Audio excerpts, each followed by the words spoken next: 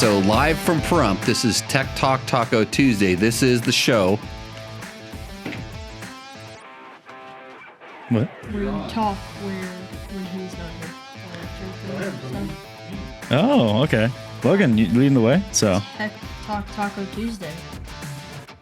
It's where we talk about dirt bikes and dirt bike related products. okay. Anything else that we talk about?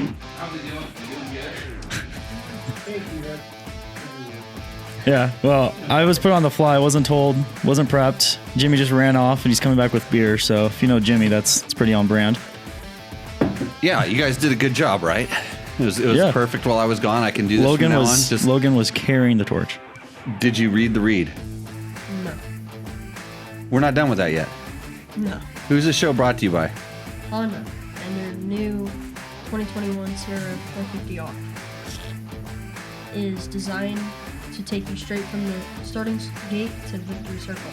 This amazing open-class motocrosser features all-new chassis and a major motor engine overhaul, new suspension, and new bodywork. And you can forget about clutch fade, adjustment, and hand fatigue with the new hydraulic clutch system. Lighter than ever, the Sierra 450R explodes out of corners when you need to increase your lift. So get on down to your local dealer and check out the Honda 2021 TRF 450R. Go to Nope. honda.com to see our full lineup of competition dirt bikes. The Sierra 450R is intended for close course operation only. Okay, Matt, would you practice that? I mean, like, you would practice that if you knew you had to read that, so much so that you could almost read it off of without having to read it. Because I pulled it away from him last time, and I let him read it this time. I noticed that you try to read every word. You should kind of memorize it and just kind of flow through it. Yeah. I think that would help. You have it in here. You have it right here. It's all over the place. You got, so you keep working on that. We'll work on this by the end of the show. Anyways, I want to thank Honda for coming on and supporting the show. Their support is a lot more deserving of a professional read than that. But Logan's not a professional. Well, he was a professional. I just had to give you a W-9 form you had to fill out there. Yeah. Yeah. So which is struggle as well. So hey. You know that dentist guy, Matt? Mm-hmm. I caught you. Yeah. I caught you with the thing. Let's see. Mitch is out there. Mitch, I have a job for you. I need to talk to you about something, which is good. Logan, pin that mic. What do you think that means? I think he wants more sound out of it. I can turn a knob and possibly make it a little bit better, but we're not sure. Remember, we're not sound experts. Actually, we're not experts at much of anything. And George just posted a picture of a Honda Goldwing on the on the chat room, that's about as bad as the. I hate to say it, the agency that I'm working with when we got this stuff, because they originally sent me Goldwing ads for. And that's the problem, is now the agencies are so removed from the actual enthusiasts that are running a lot of these companies, or even some companies don't have a lot of enthusiasts working there. It's just somebody that took a job at a company doing something. And you might be into frogs. Like, Matt, you're not into frogs, are you? No. Logan, you into frogs? Not really. What if I told you could make like $70,000 a year pitching frogs? Whatever that is. Well, suddenly I really like frogs. Right, you do it. So, I don't know. I'm dealing with some of these people in the motorcycle industry, and I don't know. They don't like me. Okay. So where are we at? What's the point of the show? Did you explain that to people, that we answer dirt bike and dirt bike related questions? Yes. What I want to do, since this is the last show of the year, was kind of talk through products and bikes and stuff of the year, because it's the end of the year. We're going to do this year wrap-up show. Everybody does this, and I have pretty strong opinions about things. And I put it out on the Facebooks. I kind of threw a post up. It was pretty late, so I didn't get a ton of response. So we can let the chat room sort of take over. After all, there are 31 people out there, and you are allowed to comment and chat in the chat room. We'd like to see who you are, where you're at, what you think. But I said we were going to do it by my rules, and here's the rules that I have. So there are a lot of products that I could mention on this show, like really good products, stuff that is like product of the year worthy. And I haven't really thought about this much. I was thinking about while we were riding today. Yeah. Like I was actually, I mentioned it to you on the ride, right? That was going to be a little bit of the theme of the show. And that's when I started thinking about, I should think about like, okay, what would be the bike I would pick bike of the year, and what would be the gear of the year. So I wrote down bike gear, bike part, and tool. Those seem like decent categories. Yeah. So we have a lot of people that help us out with dirt bike tests, sponsors, partners, we like to call them. Mm-hmm. Some on this show specifically, others in our digital magazine, which hopefully we'll do a second issue. I think we're working on a second issue. I just don't want to work that hard. So blame Jimmy if it doesn't come out. You can just totally blame me. But if your product is one of my favorite things, and I talk to you about advertising in our magazine or on some of our platforms, I'm going to forget the name of your company.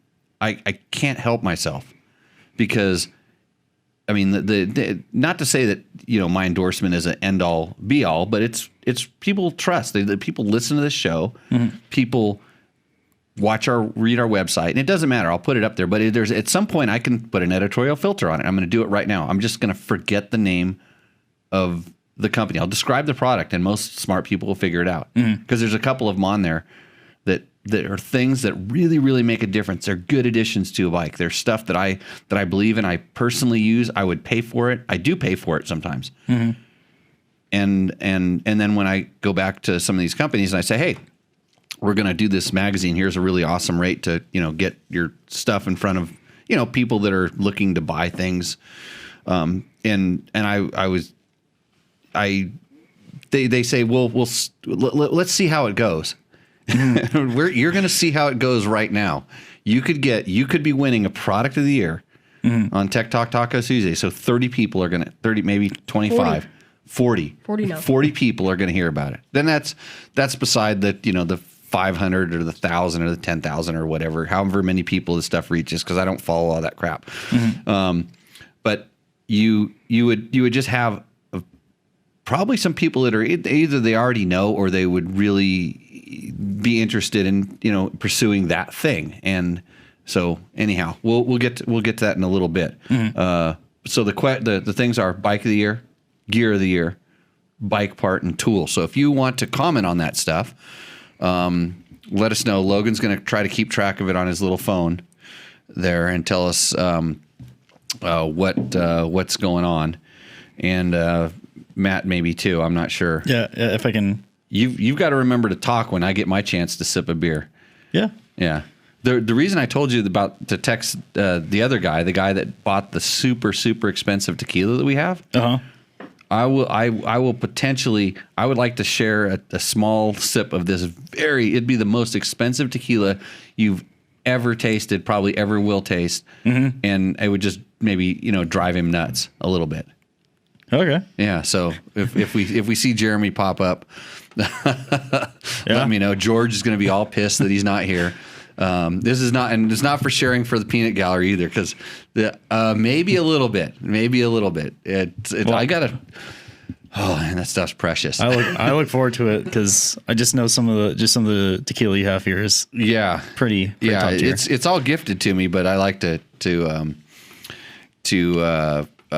you know, share it. It's special. It's definitely sipping tequila. It's definitely good. Logan, you can't have any. Yeah, I know. You know, good. Do you still sip like a Russian? Do I sip like a Russian? Yeah. What does that mean? No. I enjoy it. No, sip tequila like a good tequila tasting Mexican. Okay. Yep. It's not for putting ice in. It's not for making margaritas. It's an enjoyable taste. What are we going to talk about? Dirt bikes today? I thought we were talking about tequila and frogs. Oh, The $70,000 frogs. 70. Yeah, well, that's your yearly salary to talk about frogs. Matt, what do we get to do today? We got to ride dirt bikes. What kind of dirt bikes do we ride? A 2021 Gas 350. I cannot remember the model name, just the EX. EX. That's sort of the cross country, racing version. Yep. And then a 2021 KTM 125 XC. Yep. I got that one. Yeah. So you jealous, Logan? Yeah. Yep. What were you doing this afternoon? Chores. Good. Yeah. Somebody needs to do those things. You can come over here and do some chores too, like edit the show tomorrow night. Okay. How did the editing of this last week's show go for you? Really easy. Right. Oh, really easy. I mean, he never even showed up. That's why there's two. I had to do 2 weeks of shows. I don't have time. Let's see. David Potts says, remember that all of us here have many friends that ride, and we also influence them. So any recommendation from DBT will get passed along. Yeah. So that's the what do they call that? The there's a Networking? Well, it's networking, but there's like an effect there. It's like when we used to print the magazine, we sold 185,000 copies, right? Yeah. But they said the circulation, or they said the amount of eyeballs that saw it was like near 400, 500,000 because every magazine, So there is some of that, and and a lot of, those numbers are probably stretched a little bit, but at the same time, back in magazine days, magazine was one of before the internet, was the source of information. Yeah. And now it's just getting so spread out. It's difficult to. I mean, we're so buried in down different layers of stuff. I mean, because we don't give away bikes. Mm-hmm. What else don't I do? You don't give away gear.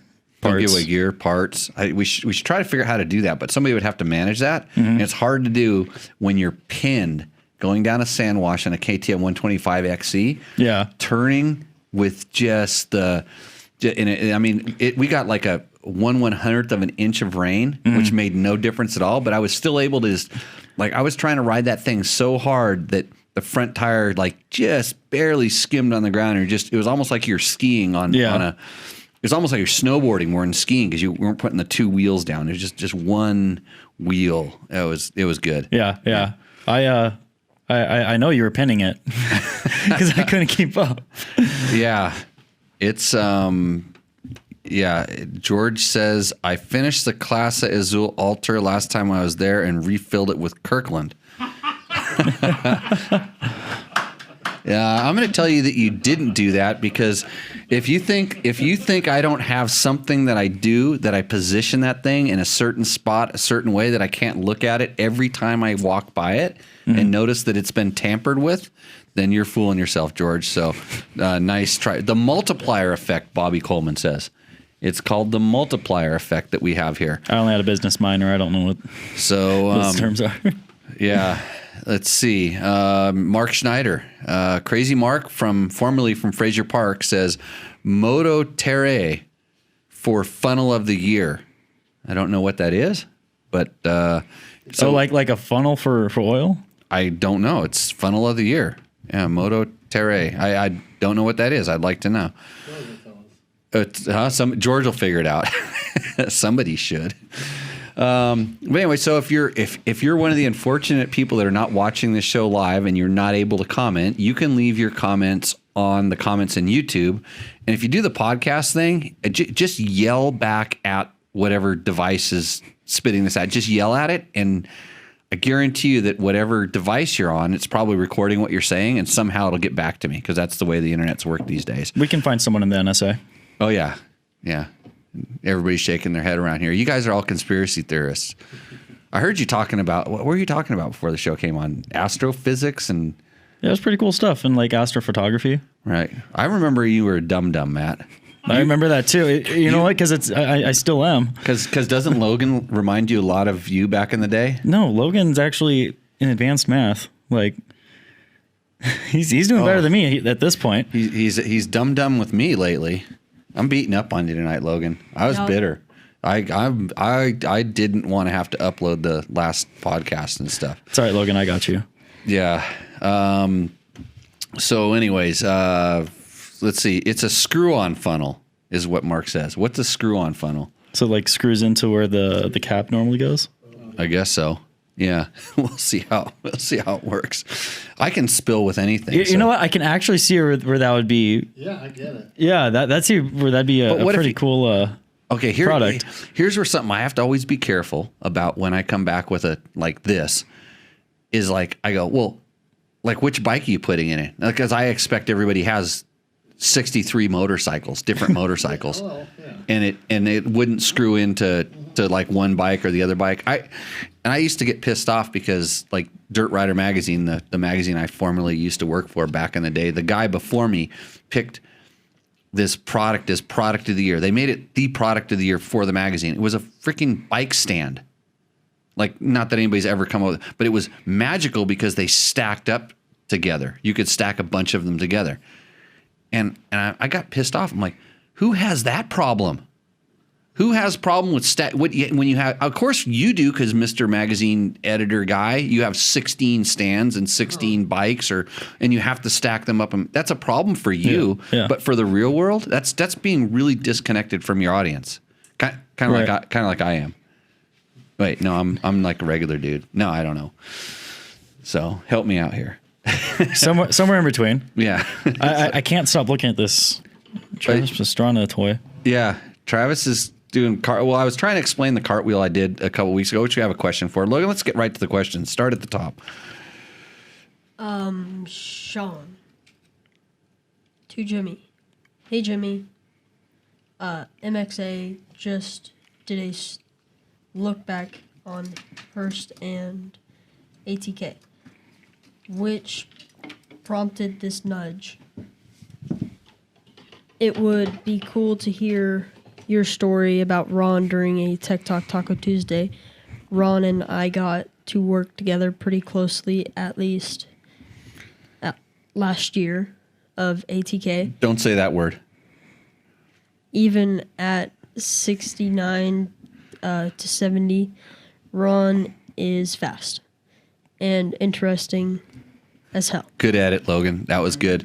So MXA's Motocross Action Magazine, they did a look back at Horst and the ATK, and so Sean is talking about Ron Griewe, who was the ogre, who had the job before me at Cycle World Magazine, and he left that job to go work at ATK Motorcycles up in Utah. So it had left Laguna Beach and Horst and was sold to Frank White and that group, and they were still producing them. And Ron was a tinkerer and had a ton of experience. And his famous quote about motorcycles, and Crazy Nate Shaka will agree with him, there's nothing lighter than a hole. So he would drill holes in everything, like air, So I mean, really, yeah. So the funny thing, him going to ATK, which built kind of heavy motorcycles because they were using this giant Rotax of a motor. Yeah. So he had left and went to help them kind of work on and develop their bikes, and he built this bike called the Ogre, and I think it was what was that thing? It's a Husky 4-stroke motor in a. I don't remember. I have to do some of my own research on it. I think he took a Husky 4-stroke motor and put it in some kind of a. Boy, maybe somebody can search that thing out. My mind is. What was it called? Well, it's called the Ogre. It was a project bike he built for Cycle World, and I think he did stuff like, and it was stuff that a lot of these like. At the time, a lot of these guys were experimenting with. They were putting the oil in the frame to cool it, or the water in the frame to cool, as opposed to having a radiator, and just crazy stuff. And I don't remember because I didn't really think a whole lot about this before I got the question. But yeah, and they were doing stuff. They were pushing the boundaries at ATK. They were working on fuel injection before it was popular, before it was even existed, trying to get those things running. They were bringing over some of the ex-Mako motors, the big giant 2-strokes, the 700 and the 550, and which ATK was just all about being different, and they had some stuff that worked brilliantly, and other stuff was. Is that it? Is that it? Is that the ogre? I don't know if you can see it. Yeah, it's a little blurry on the cover there, but Yeah. it's a CR 500. Yeah, with a 4-stroke motor in it. Yeah. Yeah. The January issue of 1989 Cycle World. Yeah, that sounds about 10 years ahead of its time. That might have been it. Yeah. And this would be something that Ron just cobbled together in his garage. So, yeah, Godspeed, Ron Griewe. Go ahead. So you said he would screw holes to make things. No, drill holes. Yeah, so he would drill holes. Uh-huh.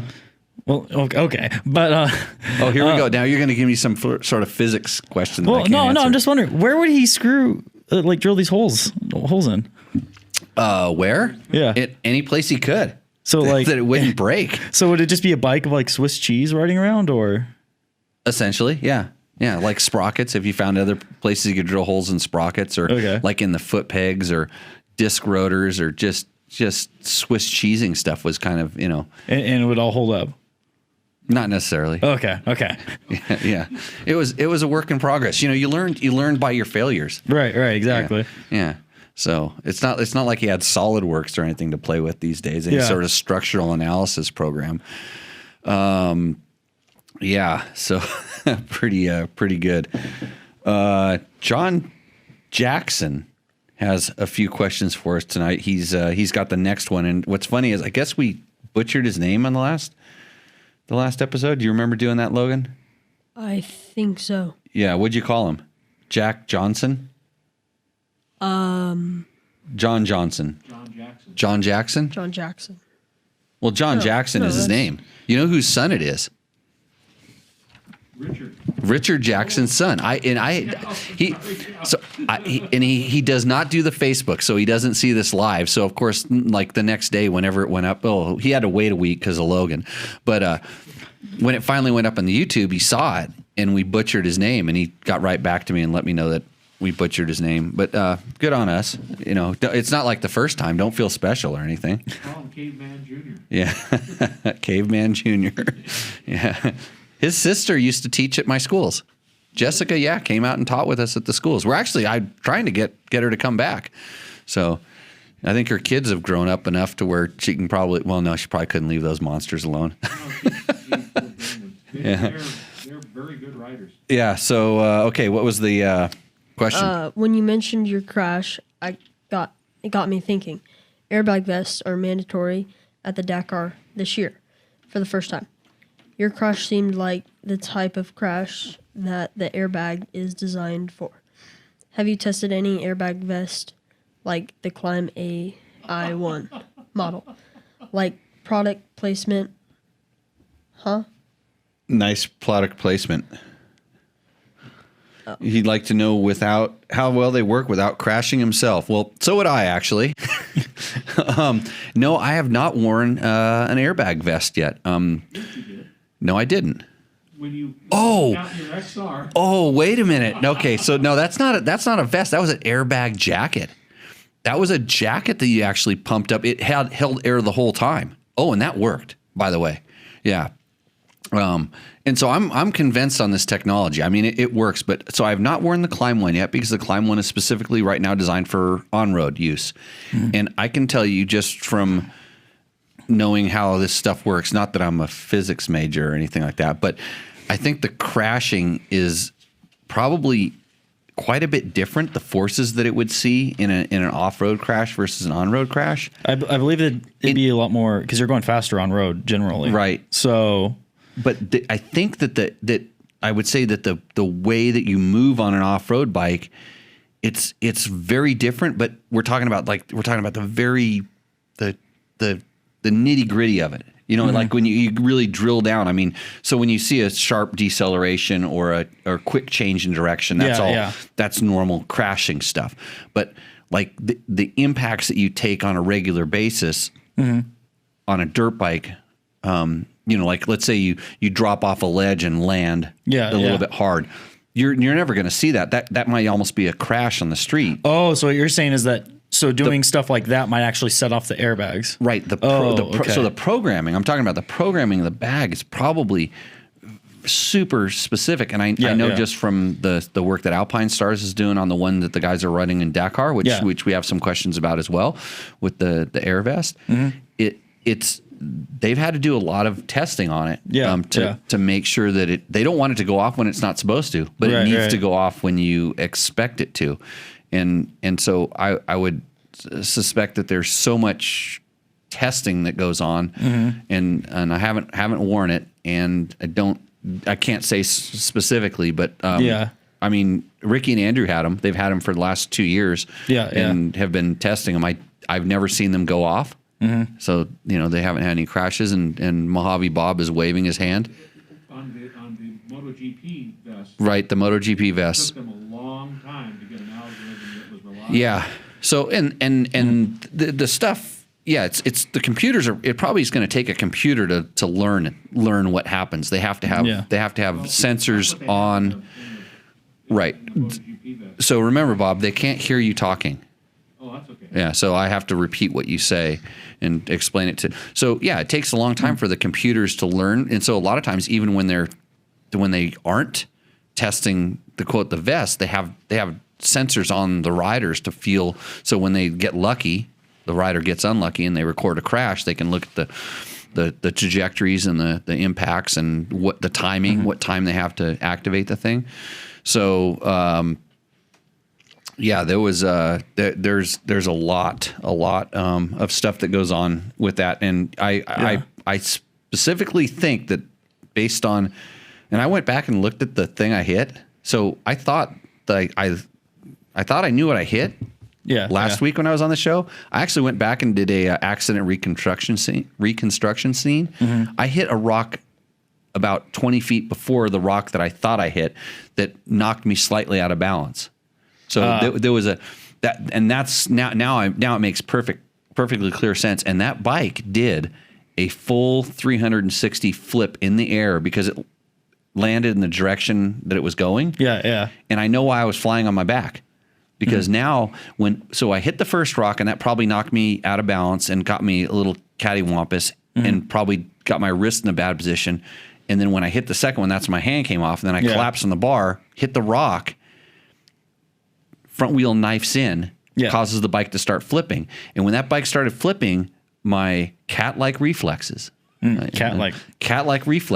had me roll off the bike.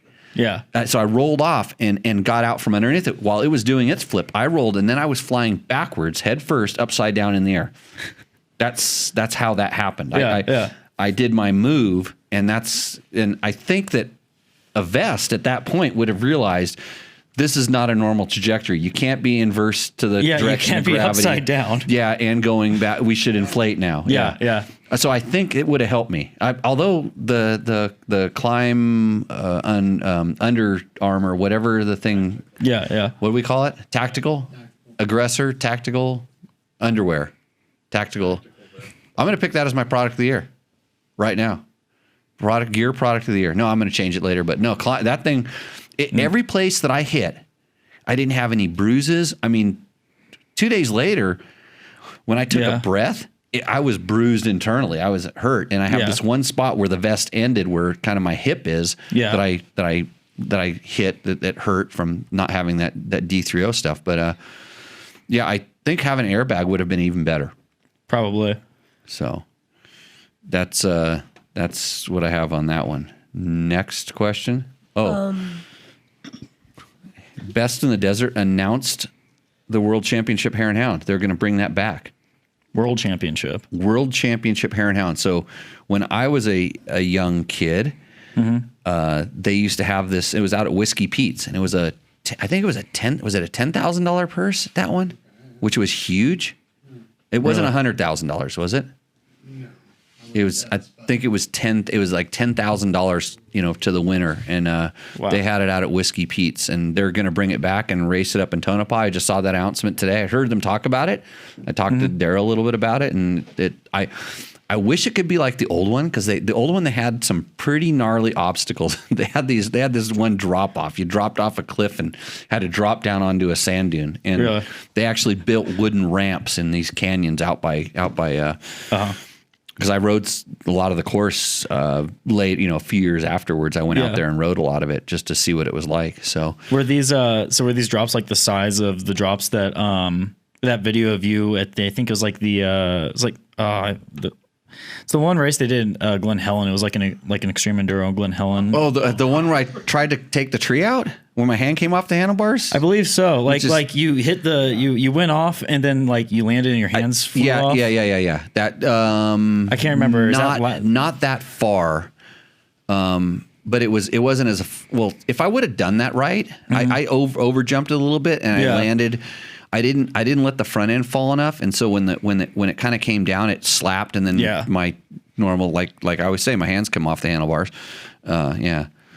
Bob's waving his hands crazily. I thought you were demonstrating a carrier landing. Carrier landing? No, there was no hook or anything like that on it. But it was your arrival that was very impressive. Oh yeah, I saved it. Yeah, I collapsed on the handlebars and I steered with my titties. Yeah, you don't need your hands. You can steer it. You learn how to do that after your hands come off the handlebars that much. Your nipples are very talented. Yeah, easy. Logan's here. He's got a new girlfriend. I saw him sitting up on top of a hill doing smoochy. Oh, yeah. We came hauling ass across the desert in a UTV. Me and Heather. We weren't doing any smoochy. When you get as old as us, we don't even care. We just want to pin the thing. We're over that. It's like, come riding up, and there's Logan up on the top of the hill, the girlfriend, the bike. I didn't realize it's him because his KTM is black, but he stole Dad's bike because it has electric start.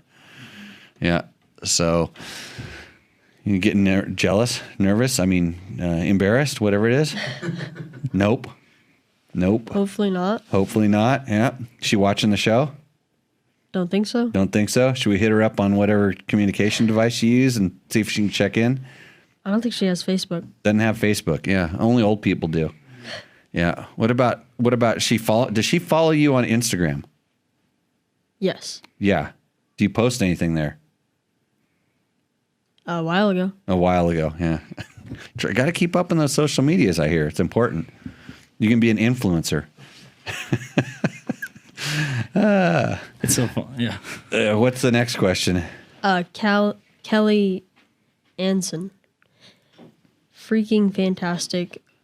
Thanks for going the extra mile and crash testing. Kelly is talking about the new Trailtech Voyager prototype mount that I'm testing, and I explained to him that the mount survived the crash. I survived the crash. Everything's good. Just part of the testing.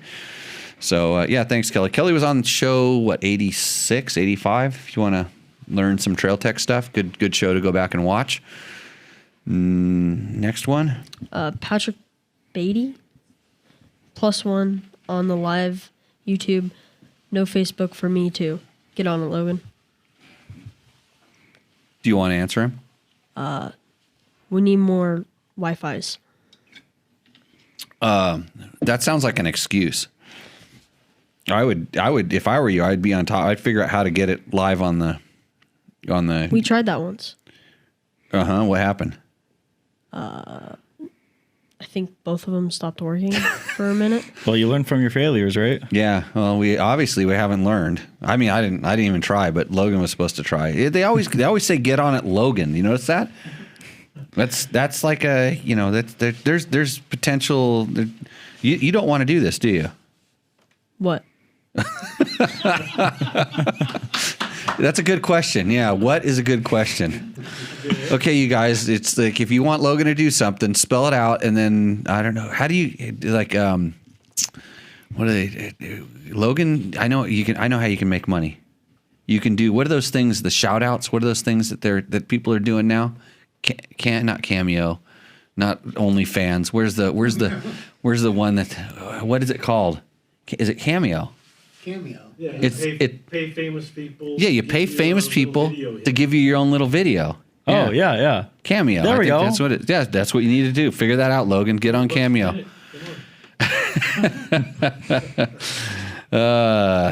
Let's see. I think that did I put that in twice? Yeah. So what's the next one?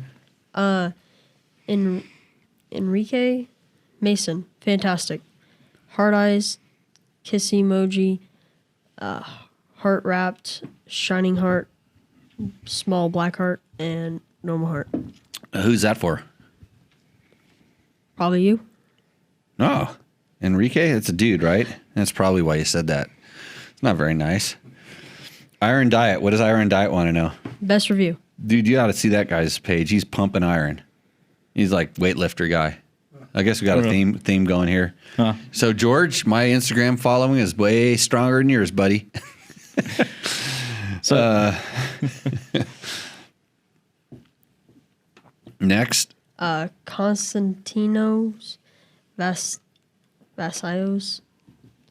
Real review by real people helps a lot. Thanks, guys.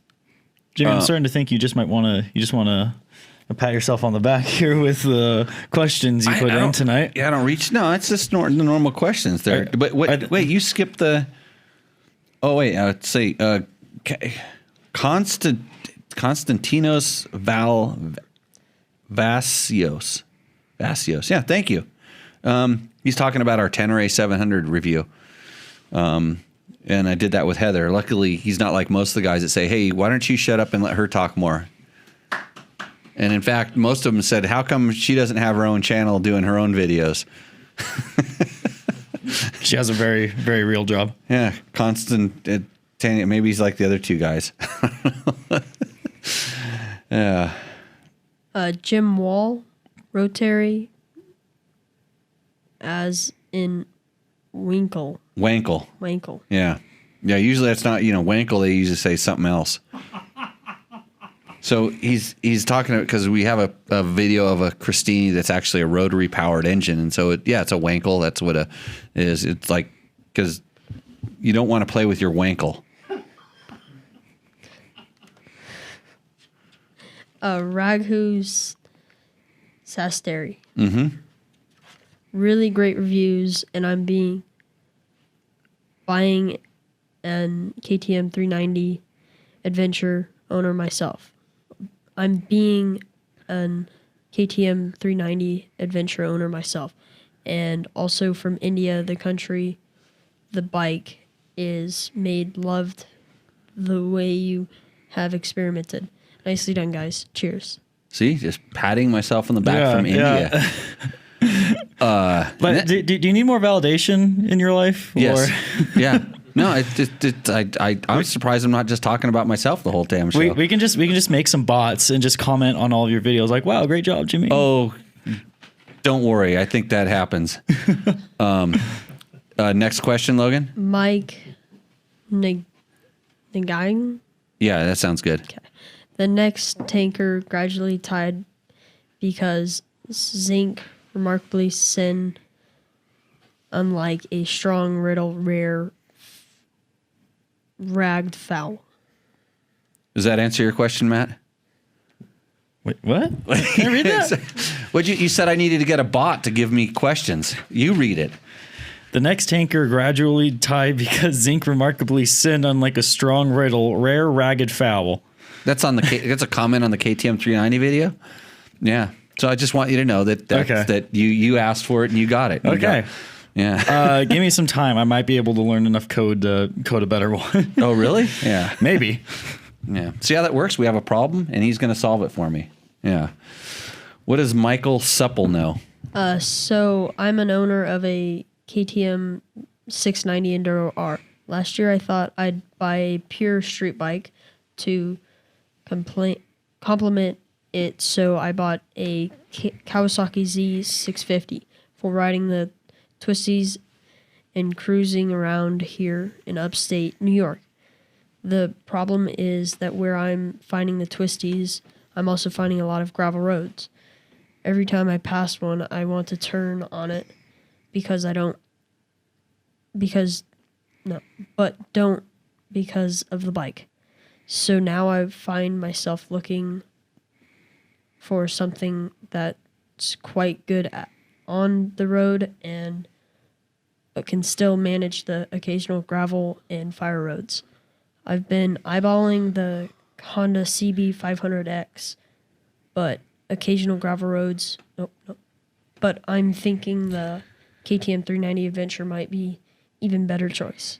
It seems like you're getting much bigger bang for your buck.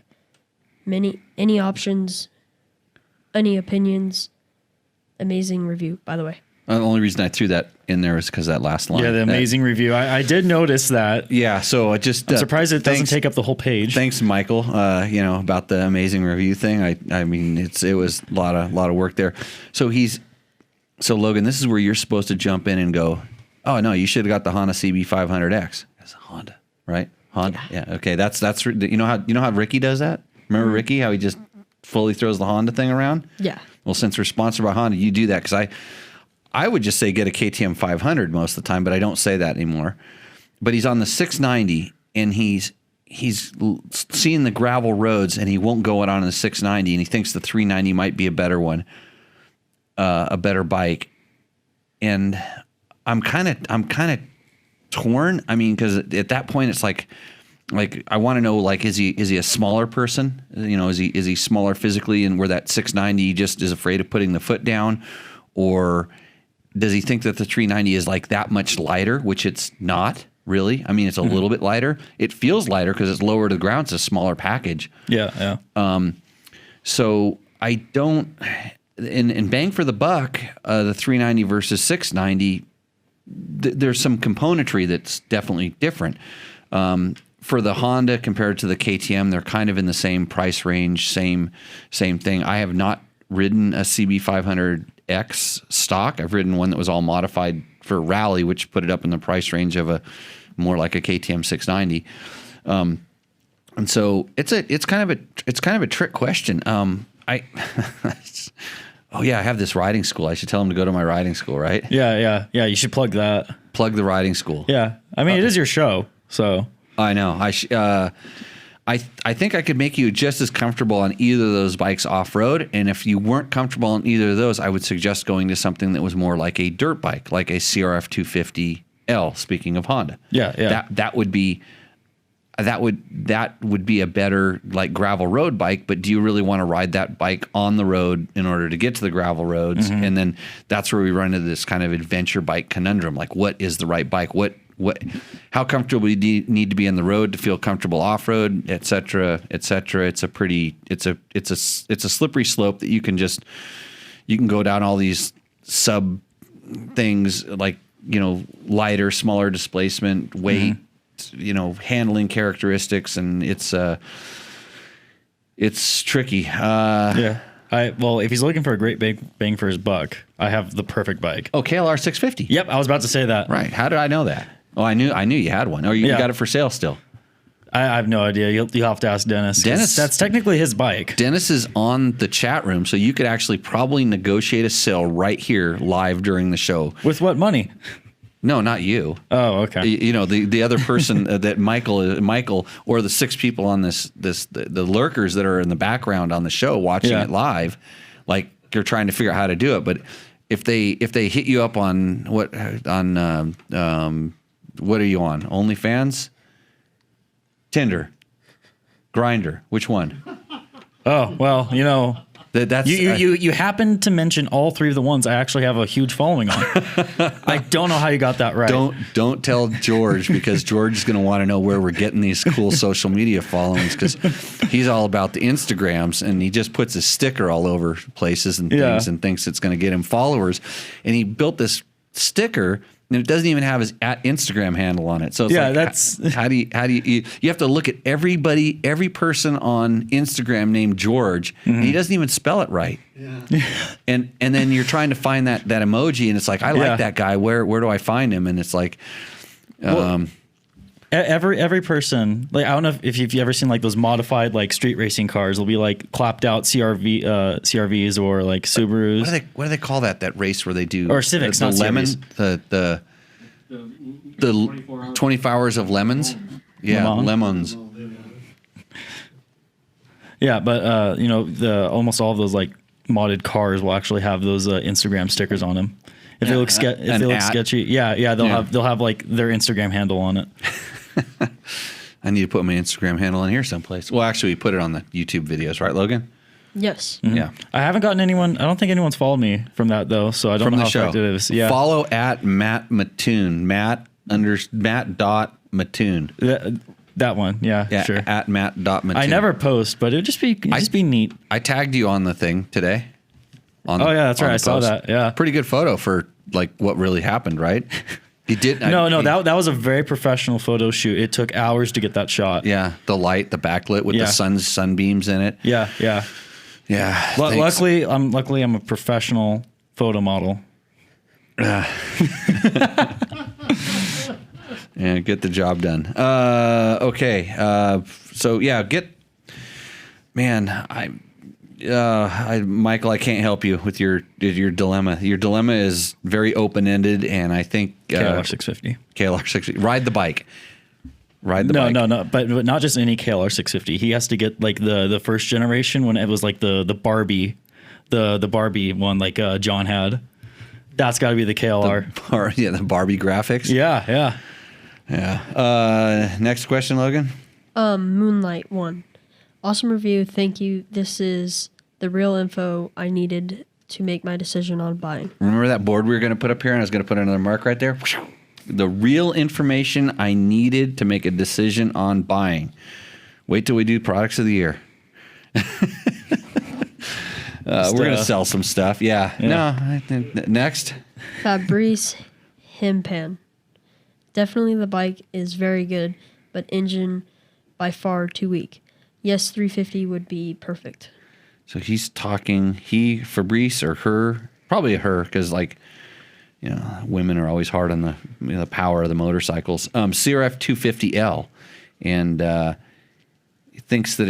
she thinks that it needs to be a 350. Well, they have a 300 now. I didn't pay attention to that last time, or I didn't know that, but there is a CRF 300L. So, and there's plenty of modifications for it to make that work out. So, okay. Kyle Darkling. This is what I would like to see more dual sport bikes turn into. He mentioned the street bike feel is a negative, but I feel it is a positive. So Kyle Darkling is talking about the KTM 390 as well. And we complain about the street bike feel. Mm-hmm. So for someone like Kyle, the funny thing is this is interesting in the adventure bike world is, so there's Ducatis and there's Triumphs and not so much that some of the BMWs are like this, but not many. BMW has but these bikes have a very street feel to it. And this KTM, it's kind of strange for KTM to have a street feel, but the bike is built off of a platform that was a street bike. The chassis, I'm pretty sure, is the same as the 390, pretty similar to the 390 Duke and those bikes. And so it's designed to be ridden sitting down more than standing up. And that's what I would call street bike feel. And sometimes the sweep of the bars is back enough to where it puts your arms inbound as opposed to outbound.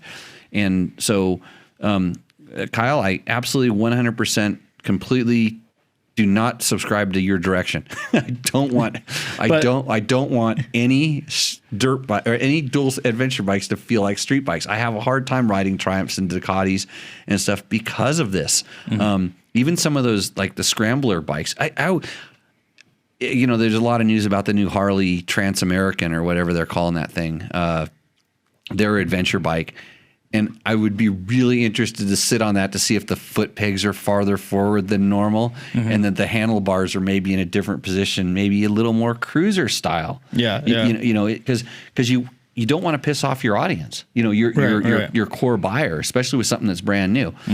So, but that is a personal preference that he has. And so something that we see as a negative, because we're dirt bike test. We come from the dirt bike world. When your foot pegs are slanted forward and stuff like that, we notice this. So, and it's personal preference. If that's something that you like, a lot of times you can modify your dirt bike to fit that. I know a lot of guys modify their street bikes to work more, or adventure bikes to feel more like dirt bikes with bar position and things like that. So, good observation that he picked up on that, and some people commented on it. It's like, that's what he said. Hey, it's a personal preference. If this is something you like, then you're right there. And that's one of the things we're trying to modify that feel a little bit away from that bike and Black Dog Cycle Works is sending us some foot pegs, some of their early prototype foot pegs. We have ones that somebody in KTM's race shop made for us that flatten them back out, and it made a big difference. Now the bar position bothers me. Yeah. Now I want the bars to be a little bit more roomy. When the foot pegs were wacky, I sat down a lot more just because that was the most comfortable place to be on that bike. So Got to de-streetify it. the bike. Yeah. Okay, our next question. Paul Van Hout. So 10 Hondas on site. Proof that the right number of motorcycles is more than one. Yeah, is that a slam or is that just complimenting my stable? I guess I don't know. Yeah, I do have. I guess we counted them out 10 Hondas. So there are some of them for sale. CR450Xs. I'm in negotiation right now to try to sell those. So Oh, yeah. the price in the market is actually not bad for those things right now. So Well, they're still solid bikes, aren't they? they're excellent bikes, and Yeah. I actually prefer the new ones better than the old ones. And just my kind of trend right now is to get away from carburetors because my bikes don't get ridden enough. The rental fleet, even with the rentals, yeah. to make carburetors a viable thing. Fuel injection is so much better. Yeah. Tyrone is my name. Says electric bikes have no resale as far as I can tell. I've been looking for one for my kids, but knew they are pricey.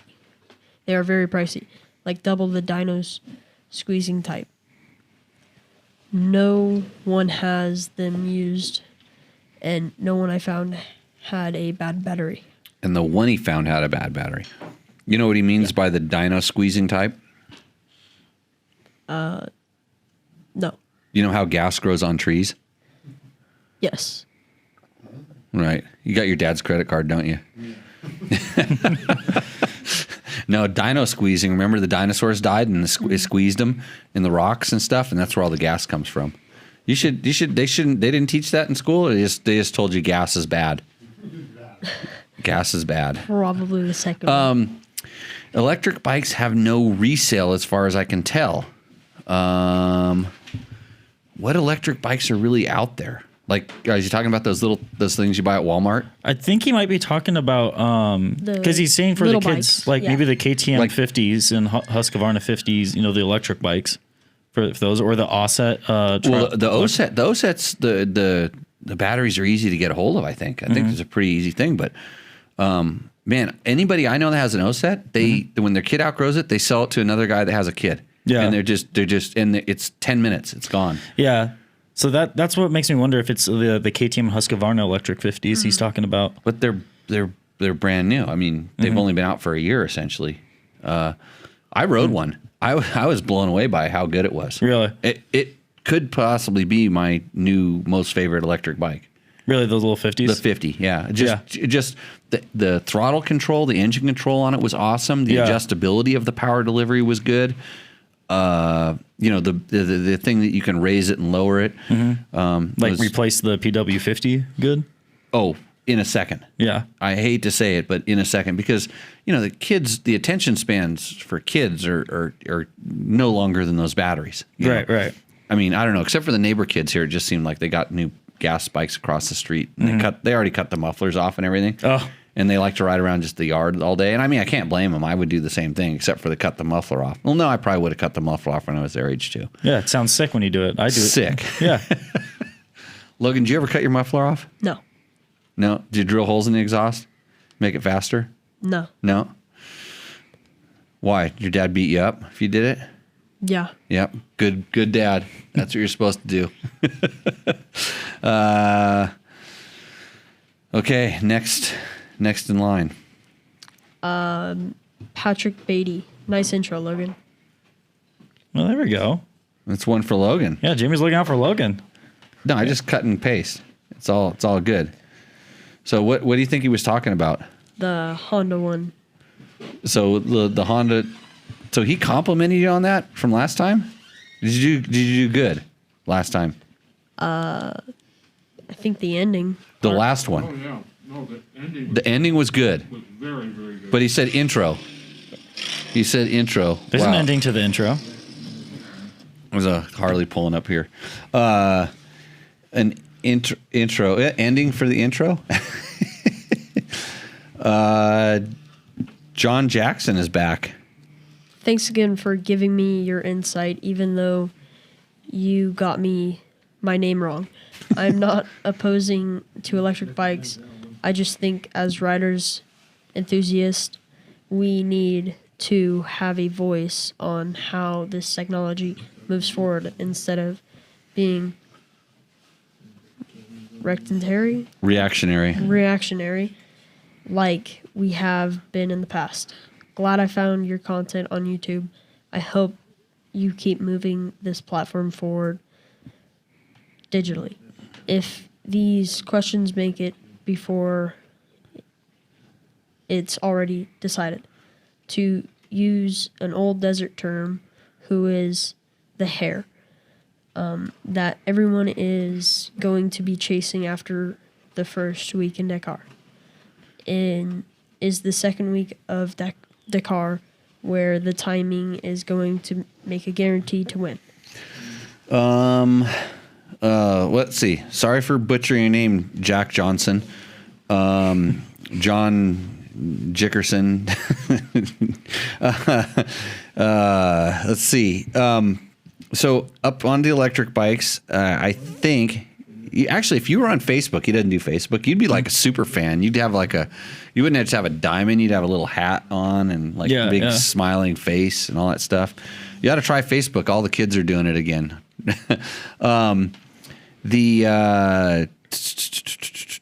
We need to have a voice on how this technology moves forward. Your voice is your wallet in this technology. Yeah. That's 100% what will determine where it goes. Now, for sure, if they try to regulate something into existence, i.e., I think what his original comment was is he was worried about our friend over there in California, George's governor, what do you call him? Gruesome, yeah, saying that all vehicles will be electric by 35, so 15 years. And they specifically stated that off-road vehicles were included in that. He was worried about that, and I can see being worried about it, but that's plenty of time for the stuff to evolve. I don't know that it's going to replace gas, but we'll see. You know, batteries changing. We talked about that last time. Yeah. Show 87. And so the Dakar questions. Who is the hare that everyone was going to be chasing at the first week in Dakar? My opinion is that there are a lot of guys who, and this is typical in any year that there's ever been a Dakar, there's like this early sprint that they'll do, and they'll risk everything to gain a 5 or 10 minute advantage.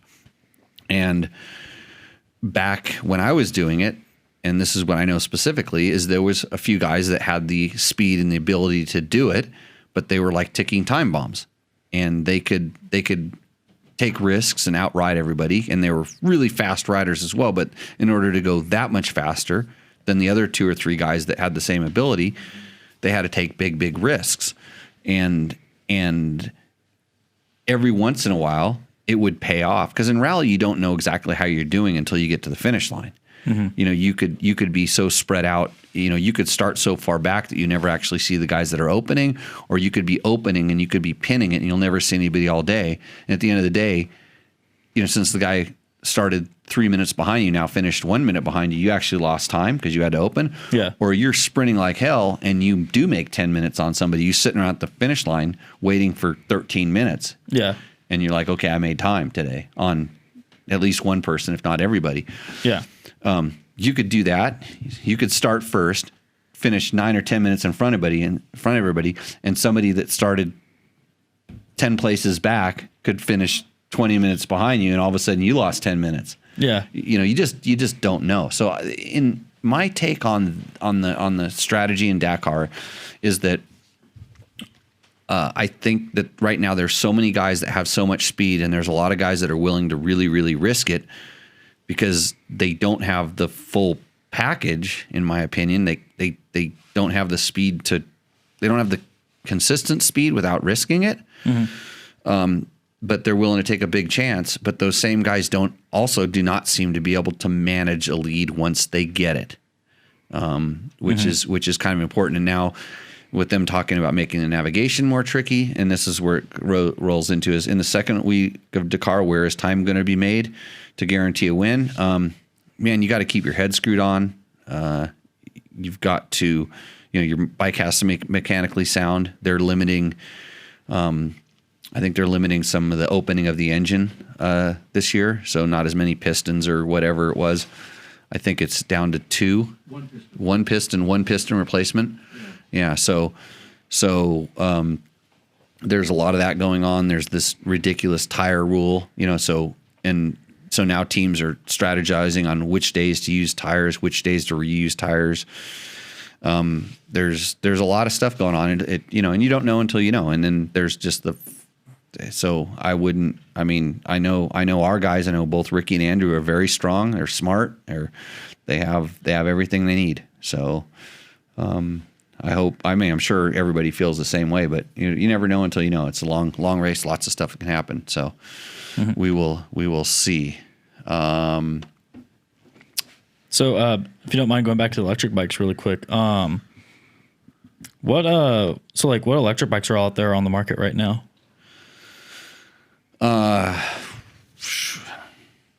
Well, there's the mini bikes, the KTM and Husky and gas mini bikes. There's Alta. No, not Altas anymore. There's what's the other one? The other company that they don't really make dirt bikes. They have a dual sport one. Oh, there's those things. Yeah. They're almost like a downhill bike that just has an engine. Yeah, there's 2 or 3 of those kind of these weird brands. It's all the same thing. There's a lot of them that are the same things, but yeah, those Cake are kind of weird things. I'm not really ready to call those kind of dirt bikes just yet. They're mobility devices at this point that people are taking and using. And they're electric downhill mountain bikes without pedals. So it's kind of this hybrid sort of thing. Yeah, Bob. I've seen pictures of a Yamaha 450 electric bike. You've seen pictures of it. Yeah. I was gonna say, I thought I heard something about KTM's working on one. They're all working on it. I guarantee you, they're all working on it. Yeah. I don't. You say 450. I don't think that we're at 450 yet with electric power. I think we're at 250 with electric power. Yeah. The other bikes look the same. Were they working on these bikes before Alta, or did Alta just kind of set this whole trend off? That's a good question. Yeah, that is a good question. I don't know. I think they were dabbling, and I think Alta kind of kicked it in gear because they showed how good it could be. Yeah, because winning around at straight rhythm, Yeah, and I mean, but that's as far as that bike was going to go. Yeah, they'd use the power. So I thought there was some talk about a potential Supercross team, but it just never materialized. Or no, they weren't allowed to race. I mean, they technically they just weren't. I mean, they were sort of banned before because they didn't know how to regulate it. They don't know how to. They don't have. There's no class. That's why we need to get rid of. You just have to have a Formula One class for motocross. Just run what you bring it, and then have a limited class someplace else, and and then we could just go down the road of Formula One where it's all about tires. Yeah. Another question, Logan? What do we got? Scott Piper, excellent technical details. Thank you. I have 2017 6 days with JD kit sit for 2,000 plus feet when I ride under 1,000 feet to clean up bottom end. V-Force reads Red Spring and debating to go new 300 TPI or go 4-stroke 250/350. So he wants to know what to do. I'll tell you what. We need to talk about the bikes we rode today too. But you know what I noticed today? So today I was riding the 125 XC quite a bit. Carbureted 125 2-stroke. Mix the gas, put it in the tank. And just 2 days ago, I rode Beta 300, carbureted 2-stroke, oil injected. And then I have a lot of time on TPI bikes. So what I noticed today is when I was lugging, or so we're like in the rocks and kind of cruising around, and you come out into opening and sand wash, and you get on the bike and you gas it, and that bike feels like it's jetted about as perfect as it could be. Yeah, it's jetted good, but it's still blah blah blah blah blah, and then it kind of has to clean itself out. Right. And that's the difference between gas mixed in your tank and oil injection. That's kind of what I've noticed is like the oil injections, when you're lugging around, you're still getting whatever we mix it at 40-1 all the time. Where the oil injected bikes knock it down to like 80-1 to 100-1. Yeah. When you're lower RPMs and then add the oil as needed when you're on the gas, so it doesn't pool up, it doesn't load up. And I noticed that today on that bike. As good as that jetting was, it bothered me. Yeah. That bike never would have bothered me a year ago, and it was just enough to where like it made a kind of made a difference. So yeah. So he's on a bike that does that. I don't care how good it's jetted. It's going to do a little bit of that, and now that bothers me. So the next evolution is moving up a step. If you go to a 4-stroke, you do not have this at all, but then you're going to a 4-stroke, kind of a different thing. And we have another question where I'm going to talk about 2-stroke versus 4-stroke a little bit later. So I'll kind of skip that, but like the difference between in your 2017 6 days bike, I promise you can get a pretty penny for that thing right now, because there are a lot of people that are really scared of these damn fuel injected bikes that want to buy the latest, last version of the carbureted stuff. Yeah. I don't blame them for certain reasons, but at the same time, wasn't there a similar reaction to when 4-strokes first started being fuel injected? there was a similar reaction anytime we introduced Nick technology. Yeah, yeah. Because anytime you do something new or you change it, like Jody at Motocross Action doesn't like it, and so he says it's bad. Mm-hmm. And then that means that everybody else thinks it's bad, and then it's bad, and we can't have anything new. Can't have nice things. Yeah, yeah. Because it's bad. Like disc brakes were bad, power valves were bad. Like I wasn't old enough to be around when reed valves were probably bad, but they were probably bad too. Yeah. But almost everything we have, the very first time it came out, it was just bad. It wasn't the next step where there's going to be a little bit of teething problems. Mm-hmm. You couldn't appreciate the leap in technology it was making that was making it better. Yeah. You found the one thing that was bad about it, and it's like, that's bad. Right. So, expect perfection on a first year of production. Like that's so, but that's how they do a good job of testing stuff to a certain extent. But that's their MO. They say everything's bad, especially when it's new, and then they'll tell you how to fix it. So then they become the authority on it. Mm-hmm. So I do have another question, if you don't mind. No, that's what we do at this show. Yeah, Logan, I wish Logan would ask me questions. Sometimes actually it would surprise me if he talked. We're grooming him. Okay, it's been a year now. You know, it's like a sport in sports, right? You draft a prospect and you got to groom them, and you got to groom them before they're ready, right? Right. Well, you getting this, Logan? Yes. He's just being groomed. Groomed, got it. He'll be grooming. Don't worry, I got your back. You'll be fine. You'll be perfect. But perfect's a long shot. He's gonna get there. Okay, back to your question. I believe in him. But this might just be because the engines are too small. But why haven't they done TPI or oil injection on the 125 that we rode today? They have a fuel injected 150. Mm-hmm. Which is same thing. It's the TPI 150. Yeah. I think the 125 is kind of for cost, simplicity, cost, and the reason for the 125 XC is specifically because they're racing it at they have a class X3 class, XC3 class at the GNCCs that's getting kind of popular, and they wanted to have a brand new bike for that, a new modern bike for that. So yeah. That's I think that's the reason for that bike, but I think it was just to kind of keep it simple. It was something they already had. They could just take like KTM does. They use the platform. They have the 125 SX and just say, okay, we just change these couple things like we do, and bang, that's what it is. Yeah. Yeah. Okay. I don't know that they're going to, I was wishing I was on a 150 today. Really? Yeah, I bet. A few times, at a light 200 pounds. But that 125 was just, I was having a blast on it. What position does the throttle work? It only works when it's fully open. Yeah. Yeah. Not to say that the bike doesn't have really good torque. It has really good torque, but it doesn't accelerate.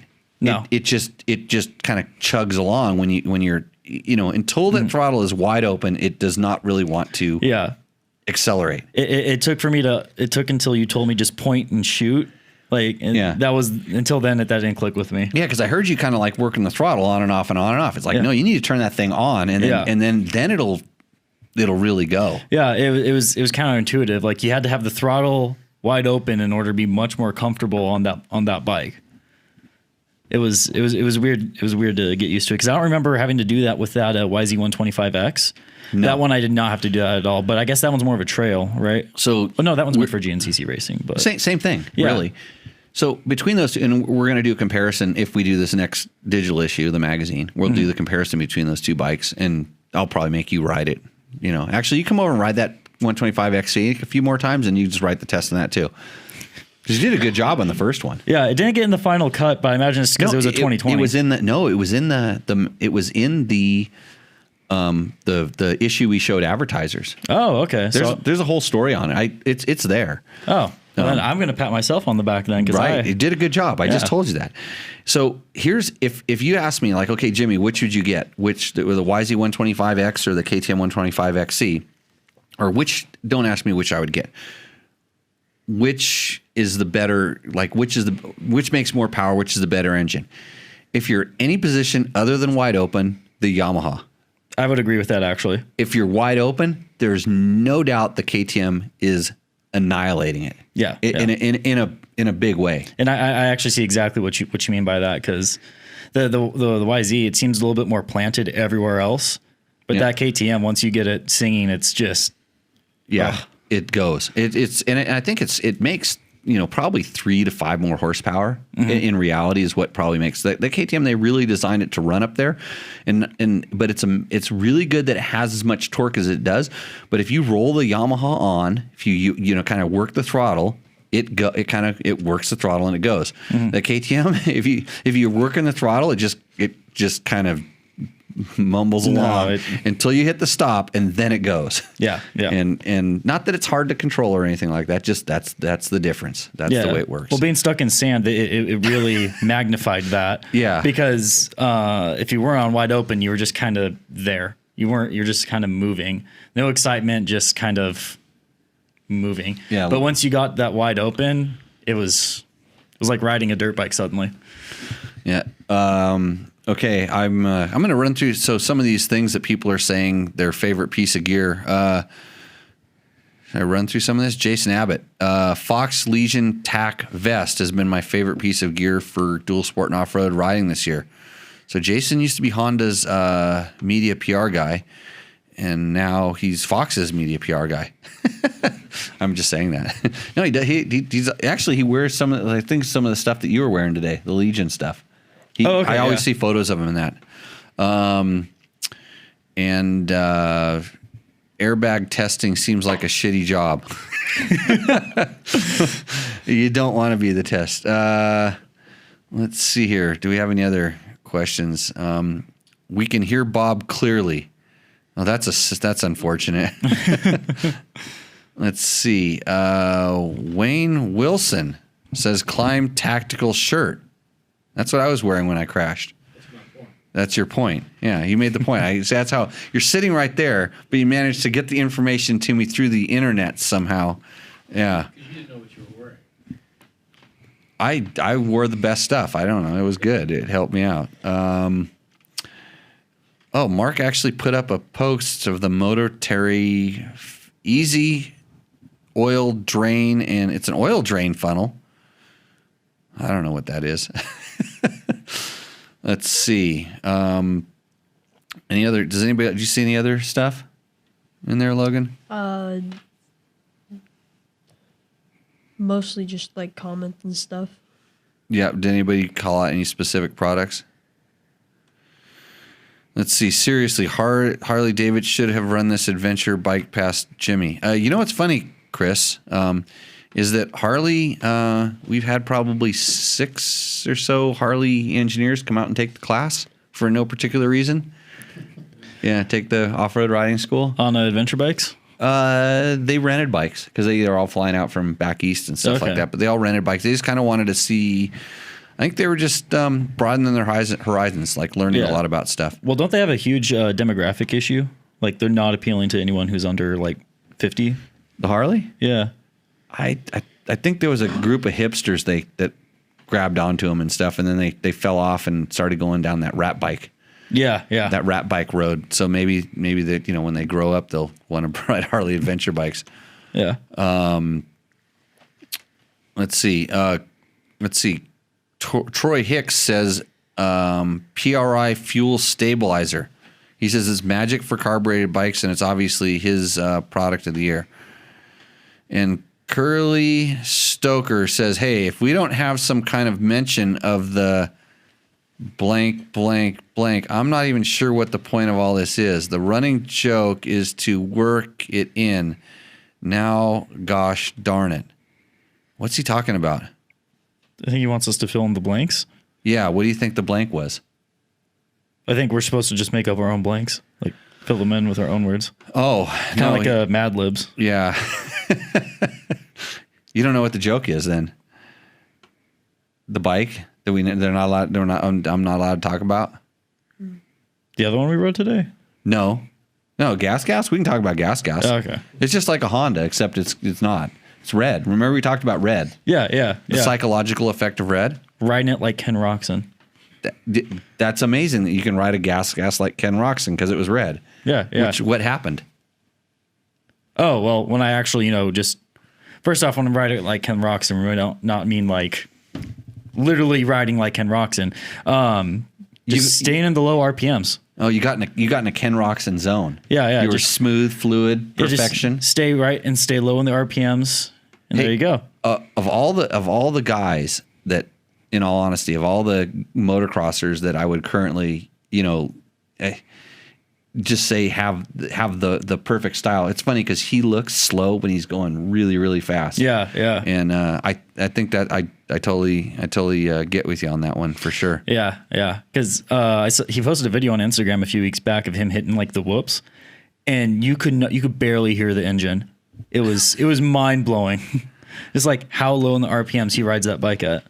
I suspect the new bike will work good for that too, because it's funny because I think it's just more controllable down there. Yeah.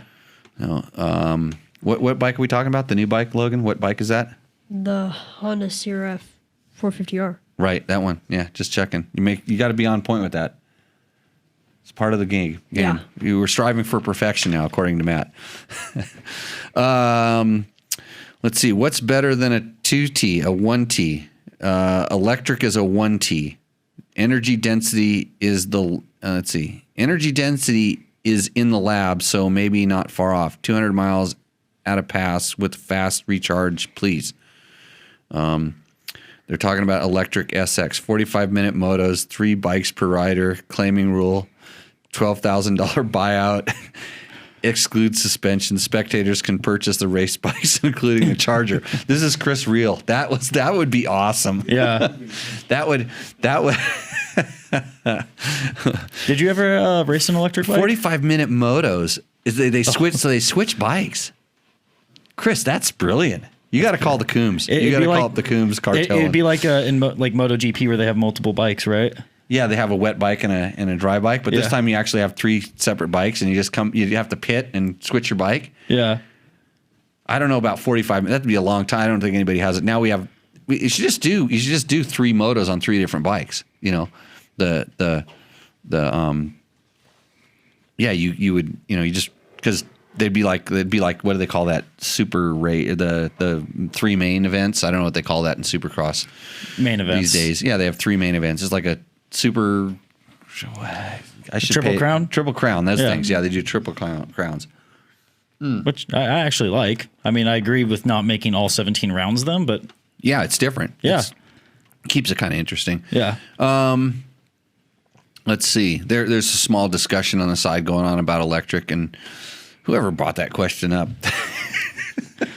Well, I'd be really interested to try. I've never ridden the electric bikes, like an Alta or anything. They're really cool. The Alta was good, and that like I said, they're getting better. The problem was never how much power they can make and all that stuff. It was battery life and control. Like, because electric engine makes all of its torque at low RPM. Yeah. Higher RPMs, they kind of fall off, and that's the exact opposite of what we're used to. Yeah. So they handle differently. There's, you don't have this gyroscopic effect that's in there. So even though sometimes the electric bikes are heavy, they don't feel as heavy when they get going. Right. There's not as much spinning around inside there. So, I was trying to think. Here, let me answer this next question. So this is our 2-stroke, 4-stroke question, which is always good. If you really want to, get a debate where you can get a really solid answer going here. Oil, you can talk about oil. You can recommend oil. So pick your favorite oil. 2-stroke versus 4-stroke. That's always good. Yeah, that's a good one. And then you can try to tell me that the Husaberg 570 is not the best bike in the world. And I caught my staff sleeping. Yes, that's right. There we go, Curly. Yeah, you didn't even know what that was, did you? No, that's new. I'm not allowed to talk about that on the show. I'm supposed to not talk about Husabergs all the time. Best. You've ridden one, haven't you? Yeah. No, yeah. I remember you. One of my first classes, you threw me on one and you told me to go ride it, and I almost looped it out on my first time ever riding one.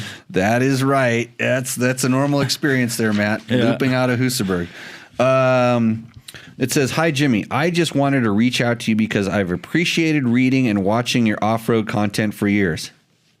And and you wonder why I put this letter in. Okay. Yeah. I'm training for the 2021 Tennessee TKO, which is an extreme enduro, and I'm wondering if I need a 2-stroke. I just picked up a 2020 Husky 450 FX, and I really like it a lot, but I'm worried that it might not be the right bike for the TKO.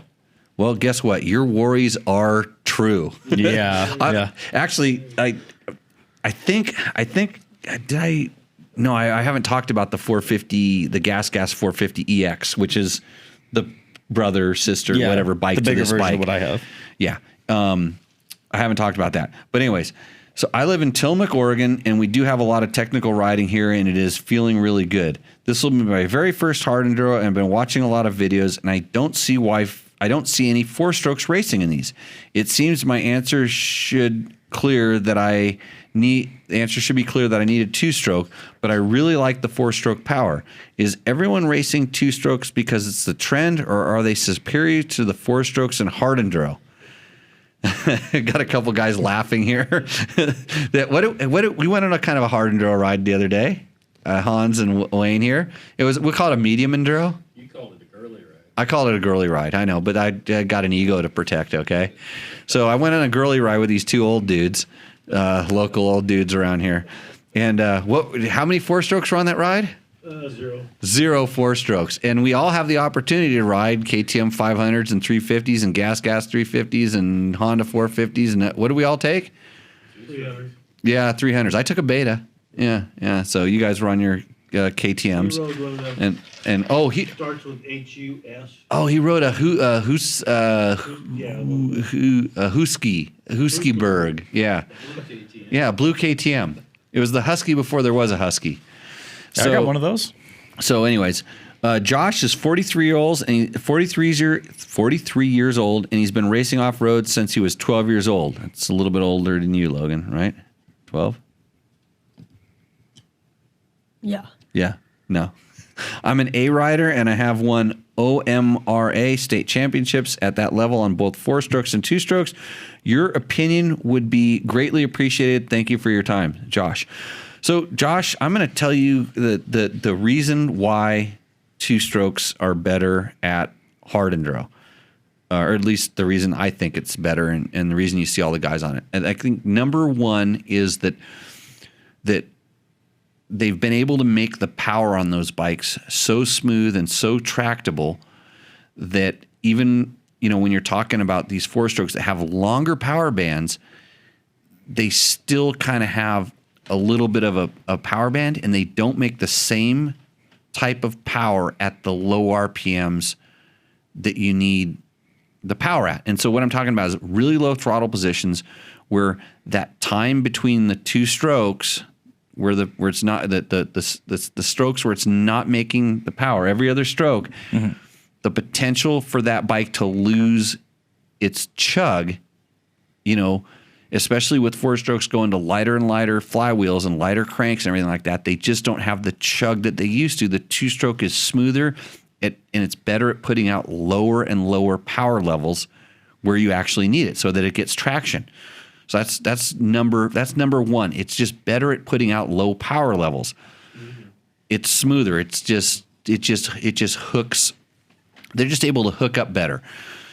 The other thing about them that I think is kind of crucial is that when you ride a 4-stroke like that, and even when you're riding a 2-stroke like that, you're on the clutch. You're always on the clutch, kind of slipping the clutch so that the bike doesn't stall. And so if it does grab traction, you can make it so it doesn't grab too much traction, or if it does grab traction and it bogs the motor. So you're always slipping the clutch, and whether you're using a regular clutch or a recluse clutch, which we like, you're constantly slipping the clutch, and that's heating up the engine oil quite a bit. And in a 4-stroke, that hot engine oil is now going up into the top end and trying to cool the top end, which now it's actually heating up the top end, and everything's getting hotter and hotter. And net, you end up with this very big, hot engine that has a hard time dealing with the heat. It has a hard time dissipating the heat, and it's heavier, and there's more shit spinning around in it. And it's just net, it's just more complicated and harder to use. So 2-strokes tend to be, they're able to stay a little bit cooler, run a little bit cooler, which is important in these sections that, in hard enduro where you're not moving very fast. So you can have a fan on both of them, and the 4-strokes just do not cool down. It's a bigger heat sink, harder to cool down, especially when you're constantly using the clutch, which is really what's heating the motor up. By the way, my Beta didn't have a whole lot of coolant left in it after the ride the other day. I didn't realize it was steaming that much, but it doesn't have a fan. Kind of like a steam engine. Yeah. No, I noticed there was a significant amount of detonation on the ride home. It was like more than normal when I was cruising back. And On the way down? Yeah, on the way down. Oh, that's not good. Yeah, no, it got warm. It wasn't bad. There was still water in it, but yeah, reduced volume. I didn't think it blew that much. Yeah, I didn't think so either, but my boots and my pant leg told me a different story when I looked down at that one time. So anyhow, yeah, we test them here. So if you think your 450 4-stroke FX is, man, that bike is a handful. It is really, really a handful in tight technical stuff. You would be blown away by how good the new 300 2-strokes are. It's like, I would say an ability level. You jump up one level in ability. When you get tired. Mm-hmm. Yeah, when you get tired, and you're dropping the bike. Yeah, yeah, and it's not getting hot. And Well, the big bikes, like you get a little whippy on the throttle, it's over. yeah, It's like it's so critical with the. yeah, the throttle. Yeah, the 4-strokes want to go. I would say, yeah, Josh, go with the 2-stroke.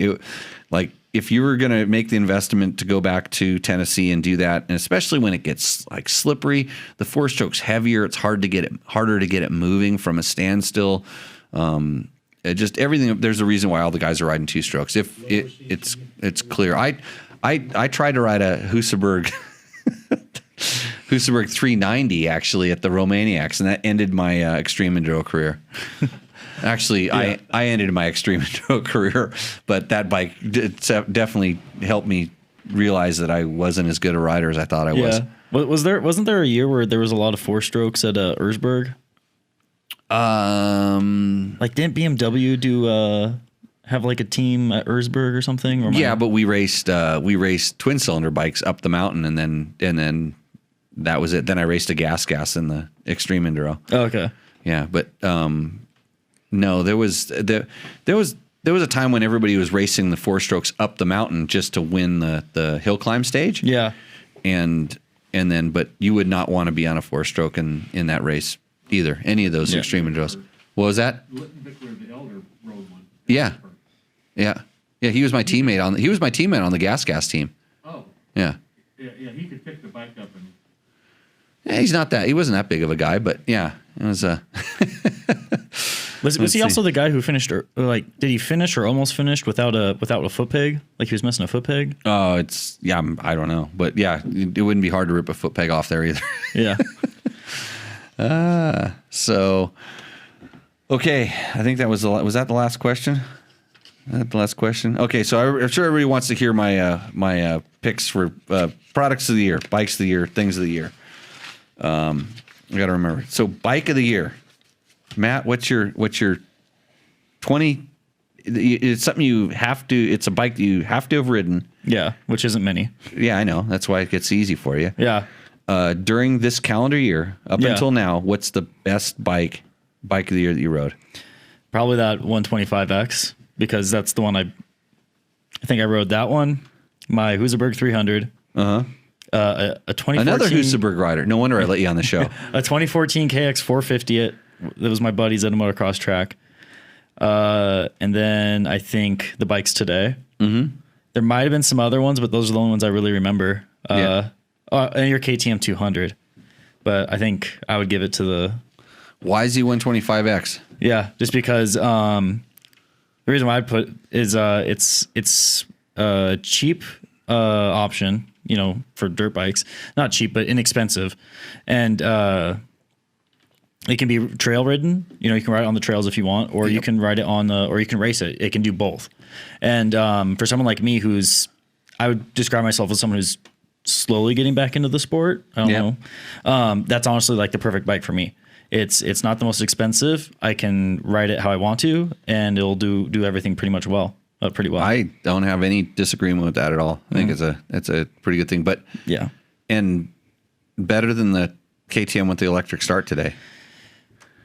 I honestly, the actual electric start's nice. I just like how it's more versatile than that one, because that one's just very much like wide open or nothing. Race, yeah. For someone who's me, like, while it was very fun, if I want to do something more than just hold it wide open, then the Yamaha comes into play. Yeah, I like the Yamaha a little bit more. Okay, Logan, what do you have?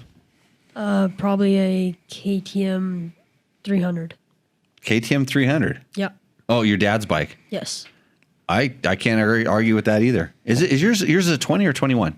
20. Yeah. 20. Yeah. That's so that bike came across my list. So I have my list. I'm sitting here going like, what is the best bike I rode this year? And so that was right up there. And then I'm thinking, well, Honda sponsors the show, so I got to say Honda, right?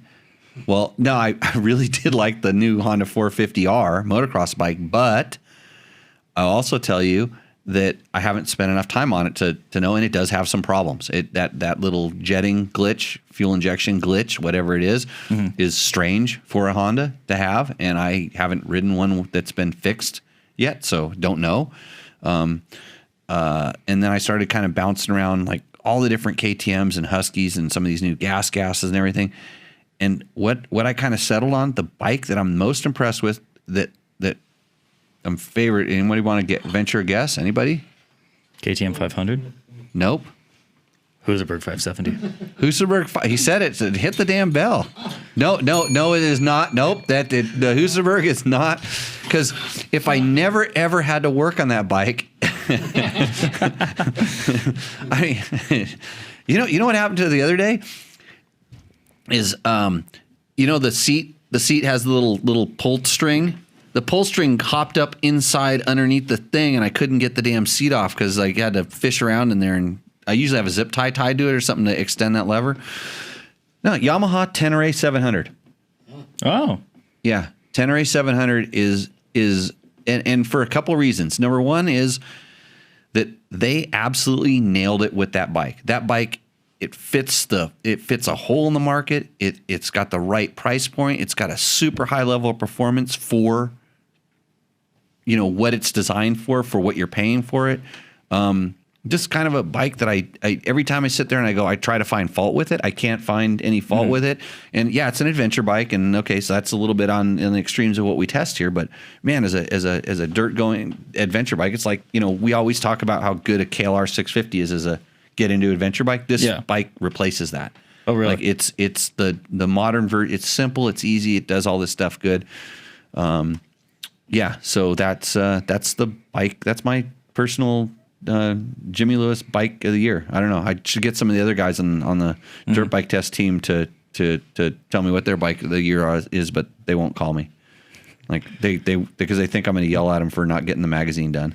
Well, pretty impressive on Yamaha's part. They got 2 out of the 3 bike of the year. 2 out of 3. Yeah. Yeah. Yeah. Logan, you're like odd man out. Yep. You should have picked the CRF 125F. Probably. Yeah. I seen you ride that more than almost anything else. Yes. Yeah. I don't even know how you know about that KTM 300 because all I ever see you doing on that is smooching with a girl. That's why it's the bike of the year. Yeah. Oh, is that what's happening there? It's like, I got a 300. Check the... Dude, if you had a Husaberg 570 like I do, you'd have like 3 girls on that thing. Yeah, but he'd also be dead. Oh, what a better way to go. Husaberg 570 and 3 chicks. Unless you're like me, I'd have a few dudes on there, obviously. Okay. Gear. What's their favorite piece of gear? Favorite piece of gear of the year, or just Piece of gear of the year. Yeah. I only have one set right now because all of my other old sets died. Okay. So Do you just want to disqualify yourself? Yeah, you haven't come across anything good? Like, okay, what do you think should be the gear of the year? who sponsors us? That's Gear. Climb. Anything from them, Gear of the Year. It's fantastic. Okay. Good. I will say that was it their XC jersey and pants? Mm-hmm. I think I tested it back in 2015. Yeah. That gear held up for years. You still have it? I still have it. It has lots of holes in it, but that jersey actually still holds up perfect. The gloves are those disintegrated a year and a half ago, but the pants, they're still wearable. There's some holes there, but it's that jersey does not show any wear though. Yeah, I have so much different gear. I don't get to wear stuff as long as as people that do the one gear thing. Again, talking as a magazine guy, it's like, but I do wear specific sets over and over and over just to really test the durability on it. Yeah, and yeah, I would say any piece of gear from Climb, for the most part, if you're buying the right stuff for you, is going to be a really good fit. Yeah, especially like the under layers and stuff like that, and just things. I know what mine is. What's yours, Logan? Probably the Climb helmet, the F3 carbon helmet. Yeah, that's really good. My noggin is safe from I had F5 on when I did my little backwards flying. I've crash tested them. They're good. The F3 is really good because it's lightweight. So lightweight. Oh, so is he. Oh, you used it too? Yeah. Oh, is that what happened? Yep. Okay, I was wondering. How long has it been since It outlasted my knee in the crash. So your head's good, but your knee's still sore. Yeah. Right. And we got a lot of stuff. Yeah, good thing Climb sponsors this show. Makes it easy to talk about. I'm going to tell you that the piece of equipment that I was most impressed with, the piece of gear that I was most impressed with, was this Climb, the Power Cross pullover. Now, I've always been a fan of vests. So I used to wear a vest a lot of times, but it just kind of leaves your arms open. And today I was wearing a Latitude jacket, and I wished that I had the Power Cross pullover today all day long because it's a little more roomy. It moves around a little bit better. Everything about it is, and it's a snow part. It's a snow piece. They don't really push it on the motorcycle side, but I'm told them, I was like, you gotta let moto guys, because it's a little bit warmer. It's a little bit more roomy. It's casual enough you can wear it. I would be wearing it right now. I would honestly wear it because it would keep me warm right now, and it's comfortable. But that is a really, really good piece of equipment. I know I did a little podcast talking about it. Everything I said about it there, I back it up times 10 now, and I've been wearing them. I have 2 different ones, and I've been wearing them all year long, except for in the summer.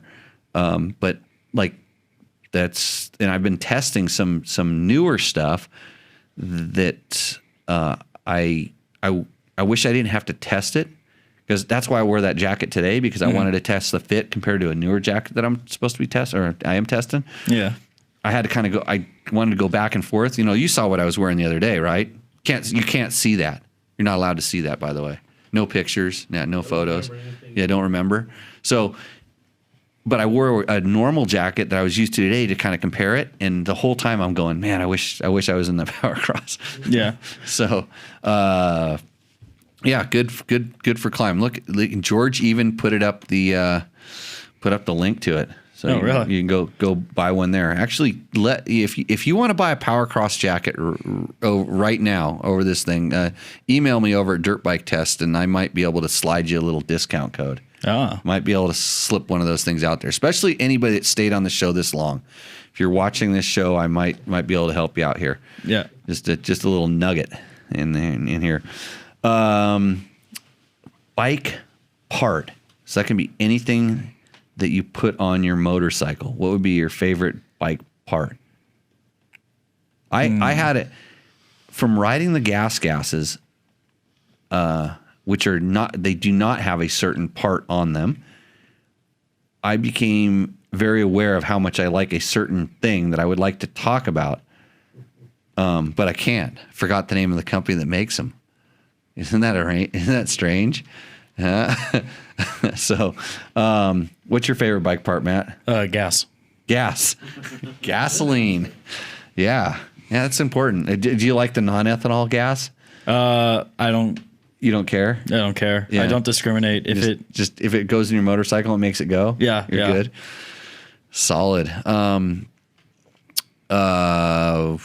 Logan? Oil or Oil. Yeah, you got. Or Did you just think of that like right after you said gas? a little bit. Okay. Or a what now? Stabilizer. What kind? Handlebar or Scott's. Okay, that's one good. I've Yeah, tried. you can say that too, because you can say whatever you want. No, I would say Scott's too. So that was one of the things that came across my my head too was the Scott steering stabilizer, which I'm a big fan of. I've always have been. I haven't met a bike that didn't like a Scott steering stabilizer. I mean, there's some bikes that quote don't need them until you really need them, like when you hit a rock, like I did in that sand wash. And I hate to say it, but the bike that I was on that I did hit the rock on had a Scott steering stabilizer on it. I just don't think it was adjusted the way that I like to adjust them. And there's a lot of high speed, a lot more high speed than normal, because I think the high speed, you like how I can just like back extrapolate my crash to like not happening if I would have had the right thing on my bike. Scott steering stabilizers are awesome. Yes. And there's Cody thinks one of those things. He likes Chris Birch low bars. And then Craig Albert said somebody stole his answer. Let's see. Watching from the motorhome, climb gear rocks, says Brian Downs. That's good.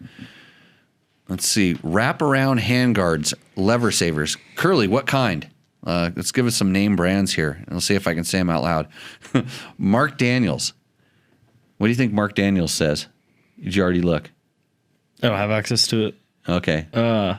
What do you We're think? talking about parts, though. So Mark actually, and I'm doing this kind of for the people that are watching it on the YouTubes and the listening to it as a podcast that can't see a lot of the stuff that's flowing through on the chat room. So Mark, I'm almost positive that I'm going to pick your thing, because the other thing is something that, and we talked about this today, Matt, and is that something it's an exhaust system part. Oh, I know exactly what you're talking You know about. what I'm talking about now? Yeah, I know exactly what you're talking about. Because the gases don't have this thing, and I realized how much I appreciate that, because it does change the throttle response, the throttle performance, and it's as small as that is. I just noticed that globally across a lot of bikes, how I've started putting those things on most of the bikes, and I appreciate it. And now I don't have it, and I notice it. I'm like, oh, I want this. Especially on that bike, especially on the Gas 350. I want that little bit of throttle response that it's lacking compared to others. But anyways, it's hard to remember what that thing is anymore. I talked to them about this, and anyways, so I'm going to go with fast flex handlebars, because again, like right now, we even noticed this today, because one of the things I wanted to do between those two bikes is the Gas has a cast triple clamp. It's one of their cost cutting features. Yeah. And It's made so they can do a little bit reduced price that probably people won't notice. There's things they can change that most riders really in reality won't tell. But even though we were riding a 125 two-stroke and a 350 four-stroke, I could feel the difference in vibration coming through the chassis, not from the motors, because the built machine triple clamp on the KTM has rubber mounts in it. And those little bit of rubber mounts make a little bit of a difference. You noticed it a little bit more, and you felt more of the suspension. Yeah. That was more my gripe with that bike was the feel of the front fork. Yeah. But the difference between it, because I'm sensitive to this stuff, it was the cast triple clamp. It's funny because at the gas intro, when we were riding around there, I was complaining a little bit about the harshness of the fork on the bikes initially, as well as when I came back in and when I said, hey, can we check the tire pressure? They're like, are you sure it's not the triple clamp? Like, no, there's something wrong here. Yeah. Because they obviously notice this too. You feel more vibration with that cast triple clamp. And I'm actually surprised at how much difference it is. But then again, I think back, I have a lot of bikes with that cast triple clamp, all my EXCs. Yeah. But all my EXCs have the BRP bar mount that has vibration dampening in it. And I run flex handlebars on most of my bikes that also, I don't think flex handlebars dampen as much vibration as they'd like to say they do. Because there's still some solidness to the mounting. Right. But what they do, and this is why I'm bringing this up now, because this is the other thing I noticed today is after feeling these two triple clamps, is like my wrists are really sore. Yeah. Like now, I'm sitting there going, my wrists are sore from that little ride, enough to where like they're going to be sore tomorrow. Yeah. Why? No flex bars. Right. That's the difference it makes. And those little things that I was sitting there picking with, like we changed the air pressure on the fork. Oh, by the way, you got to give me back my tools. Oh, I brought him back there on the table right there. So, so that little bit of vibration and stuff, it just, but just the hits on the fork, just the impacts, the flex handlebars make bad forks good. So I'm so much less picky about a fork when I have a flex handlebar on it. Yeah. And then plus then my wrists just plain don't hurt. So that is going to be, it's been my product of the year for the last 5 or 6 years. I mean, it'd be one of the ones I'd say right off the top, but that is one of the things that is, especially with chassis getting stiffer and stiffer and going for more race-like suspensions, stuff like that. Those things are really, really good. Yeah. So yeah, happy with those, and bummed I didn't have them on the bikes today. So, let's see. George says I should talk about my classes. Logan, how come you didn't recommend my classes as the best product of the year? He doesn't know? I read it after. You read it after. That could be the best tool of the year. Oh, we could still qualify it in the tool. Yeah, it's a tool for you. Yeah. I mean, it kind of goes into all these except maybe gear. Yep. But yeah, it's not the best bike. You make the bike better. Bobby Coleman says shorter clutch and brake levers. What brand is that? RK Tech Head has been amazing on my 300 TPI as well. I would like to test those, Cody. I would actually like to. I tried a guy came to my class that had all the stuff done to his 300 TPI, had the get ignition and the new double fuel injectors and all the bells and whistles, and I rode it, and I was, again, not really impressed. It seemed like the stuff could work. You have the tunability to make it work, but it seemed like it would probably work really good on a dyno. It seemed like the numbers, like when I had really good traction, I could put a load on it. It seemed like it worked good, but other than that, I'm like, what's this thing doing? But I could see that, with the new TPI bikes, there's a little bit of detonation. It's mostly a sound than a performance thing, but I could see where somebody that plays around with some head shapes and stuff could do some really good stuff with that. Let's see. He's talking about his, I think the head. BRP mounts and flex bars are to beat. That's right, to beat. They're the best. Are to beat, the best, maybe. Mark, are you doing text to speech again with a couple tequilas in you? By the way, I'm having El Jimador tonight, and El Mayor. Yeah, it's just a couple. Yeah. Oh well. Do you guys want some? Sure. Okay, come on over and pour. There's a shot glass right over on the side there. We never found out whether Jeremy showed up yet. He liked my message. He liked your message? Yeah. Oh, because we get that black bottle down here and try. So we should. It's the end of the year show, right? Yeah. Let's have New Year's Eve right here. Want me to get it? Or studio audience gets it. You can get it. All right. Yeah, just go bring that whole case down. We'll just let Logan sit there in amazement. You're not going to say anything, are you? What? Oh, perfect. Yeah. I just didn't want you to say anything, that we're using this thing. Let's see. I got, believe it or not, I just got messaged from one. No. Matt, why don't you go up there and grab the one in the protective case. Yeah, don't let Bob get anywhere near that thing because he'll knock it over and break it for sure. Turn the alarm off. Yeah. Yeah. There we go. Careful with that. It's heavy. There's not much in there. And I'm gonna need a clean glass. We're gonna need 2 clean shot glasses. So you just work your way into the kitchen there. Where should I put this? In my hand. Like I'm gonna grab it right here because I know it's safe. Got it. Okay. Yep. This is what you always expect in Tech Talk Taco Tuesday, a surprise. If any of you donkeys want to research the price on this and know what I need for my birthday, which it's whenever you want, you can just send a bottle of that at any time. It looks like a trophy. Oh, it's a trophy, all right. That's a trophy bottle of tequila.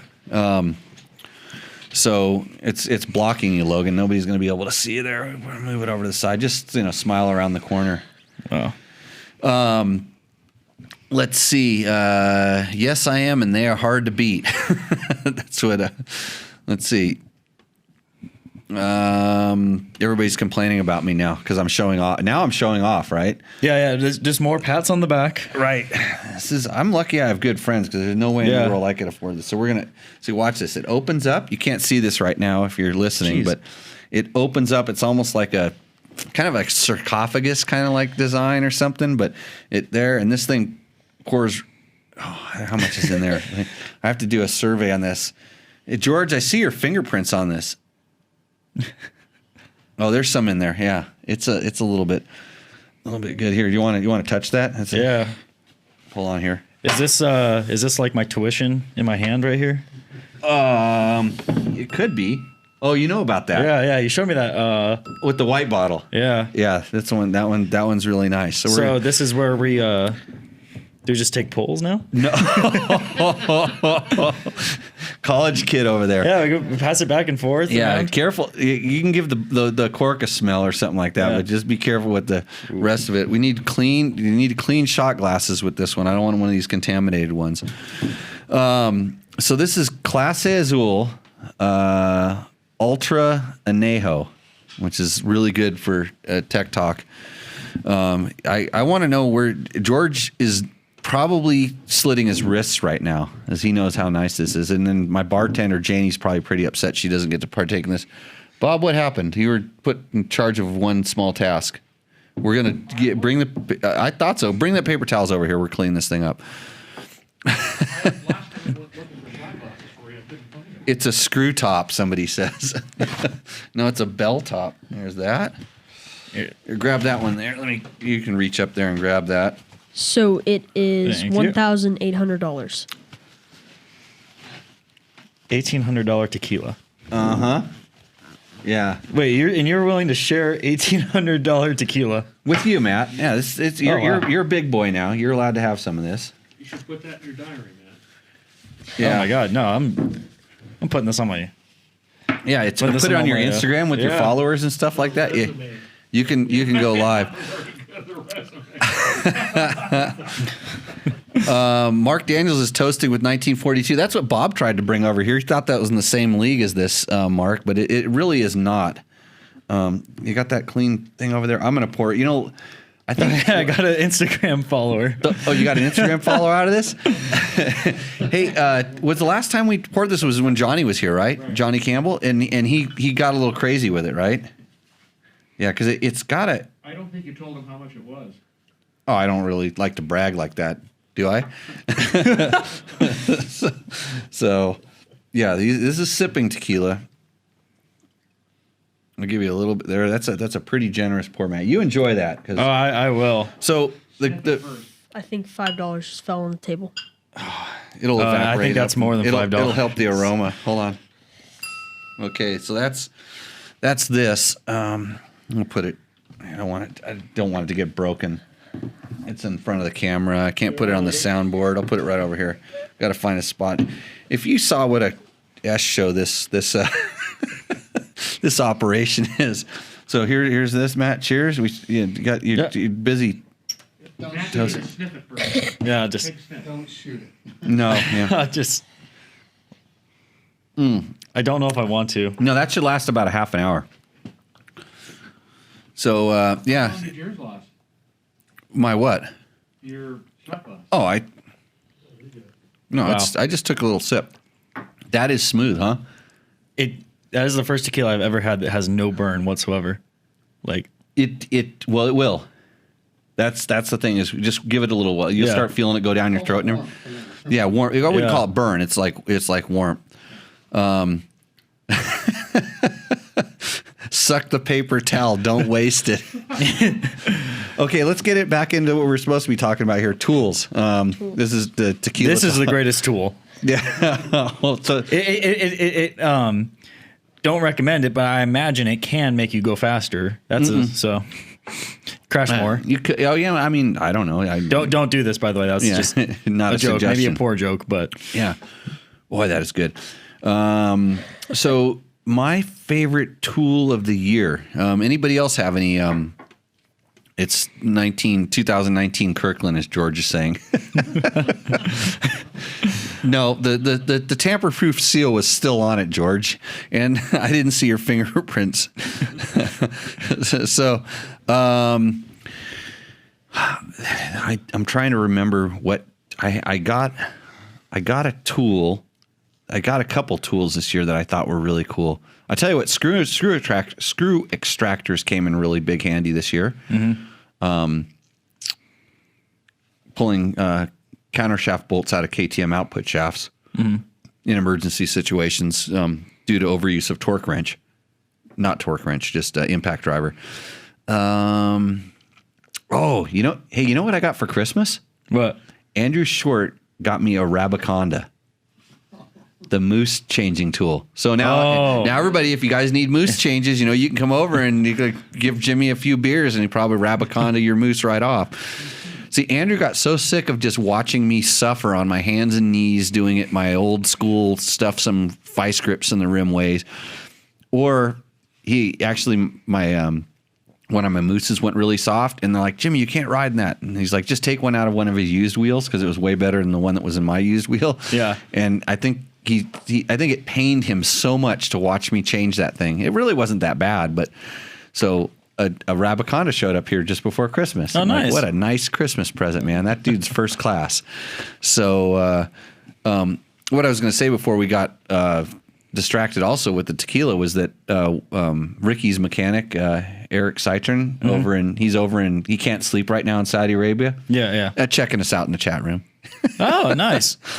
So he gave me a text message. So it's 12 hours difference or something like that, and they're up at 3:00 in the morning. Can't sleep because of the time change. So good luck to all those guys. They had to do a 48-hour quarantine when they got there, just part of the regulations they have with it and stuff. And they're all going through scrutineering and getting the stuff stuck up their noses and all checked out, and should be pretty crazy. So yeah, Rabaconda is the tire changer. I've not used one yet, so I've watched them.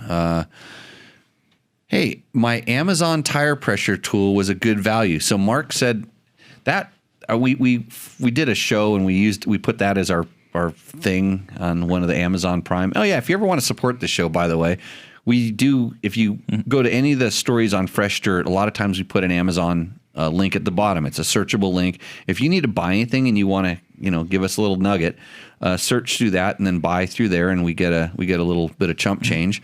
Helps kind of keep this thing going. And it doesn't need to be anything dirt bike related, right? It just needs to go through that link. Yeah, just through that link, and then we get a little portion of that. I don't really push all. I'm really bad at pushing all the sponsors. So the best tool you can get for anything is. Go ahead, Logan. What is it? What's the best tool? We talked about it like 4 minutes ago. The moose changing thing? You're as bad as me. That is.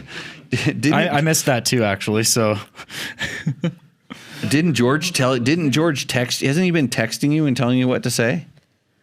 No. No. George, now I'm blaming you. Yeah, I'm glad you don't get to drink this tequila now. It's the school I run. Oh. Yeah, that one. Yeah, you used to work there, remember? Yeah. at the school. The school, yeah, you used to work there too. Yeah. Wait. He used to work there. That's what I said. Yeah, I haven't seen him lately. He never shows up anymore. Oh. Yeah. You still work there, don't you? At my school? In a way. Okay, that's right. You're part owner, right? Yeah. Well, top secret stuff. Oh, top secret stuff. That's right. Yeah. We don't want to share that. George yet. seems to think that the George, I think they're sold out. We're sold out of the gray Bolt T-shirt that he just put up. No, we have a few more of those left. Kurt Jones suspects that it's riding classes. Oh, Dennis even says the same thing. JL Riding School. Mm-hmm. What a shameless plug that is. Yeah. Don't worry, Dennis. Your half off is in the mail. He's taken it so many times. He doesn't want a discount half the time. We try to throw him a discount. He's like, no, I'm good. Yeah. He should be like the best student. Actually, he should start working as an instructor. Yeah. He just flies down to be an instructor. Yeah. That's what George did. Yeah. Came so many times we had to make him work for us. So, okay. Come on. Best tool, Logan. What do you got? What was the last tool you used on a motorcycle? Last tool I used was a 10 millimeter T-handle. Did you like it? Yes. Is it a good one? Yeah. What brand? Motion Pro? Motion Pro? I will say it's hard to go. It's. I used one of Matt's 10 millimeter wrenches today. Yeah. I was surprised at how good of a wrench it was in his fanny pack. Nothing but the best, including the Allen, the T-handle Allen tool that got shaved down to fit perfectly in the power valve adjustment for the KTM's. That's a enduro engineering tool. No. This is one Bob made for my Iserberg. Why didn't you just buy the enduro engineering tool? They weren't around then. Oh, yeah. It would have cost. I'm sure they were. They were around since those things have been around since a long time ago. Ever since, because they always had that adjustable power valve on the what bike was it that had those? Like they've had them on the 250s forever. I thought. I So- didn't know, so I just made one. Yeah, probably really expensive aircraft grade something or other. Yeah. Oh no, it's just a Allen head T-handle Really shaved down. expensive and exotic and worth a lot of Yeah. money. You can just wedge a 1/4 inch or an 1/8 inch ratchet in there, or a screwdriver, a nice flat bladed screwdriver. You just fit it in there. It's not that hard to turn. I'm still trying. The reason I'm delaying here is I'm trying to remember what the best tool is. I'm gonna say this is a reach for me. This is honestly a reach for me because the reason why this is the best is for a very specific reason. But you have to have friends, and I don't know what those are, where you get those or how you buy them or how they work. But I heard if you have friends and you want to go riding with your friends, you should all be running Trail Tech Voyagers with the buddy tracking on it. That's my product that I like of the year, and especially now that you can download maps into it. I think that software upgrade is out now. I haven't had time to upgrade mine yet, but I don't really need maps. I use it mostly for like watching my buddies get lost when they're riding behind me because they can't follow the track that's right in front of them.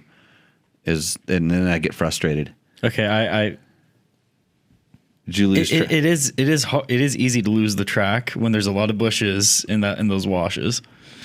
But you didn't have a Trail Tech Voyager on today. No.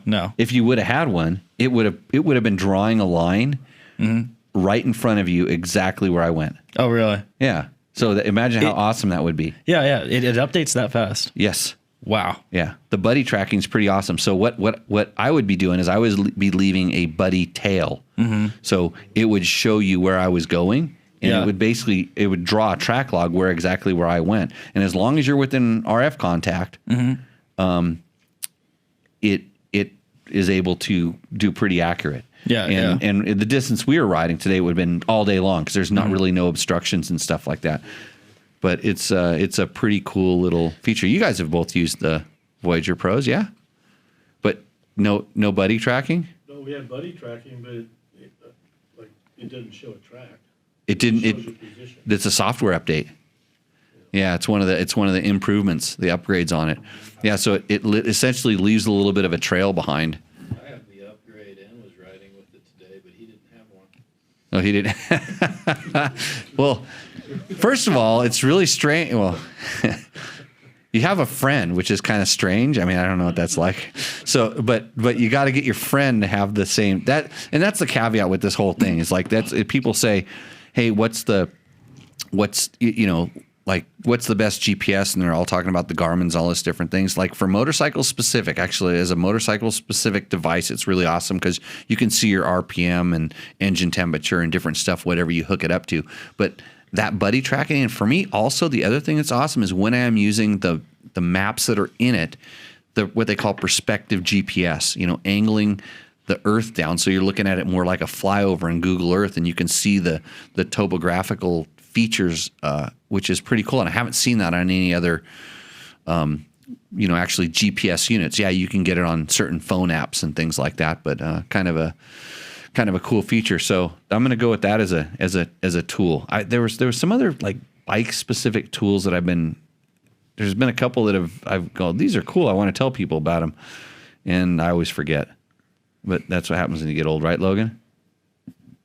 And also when people don't want to share their companies.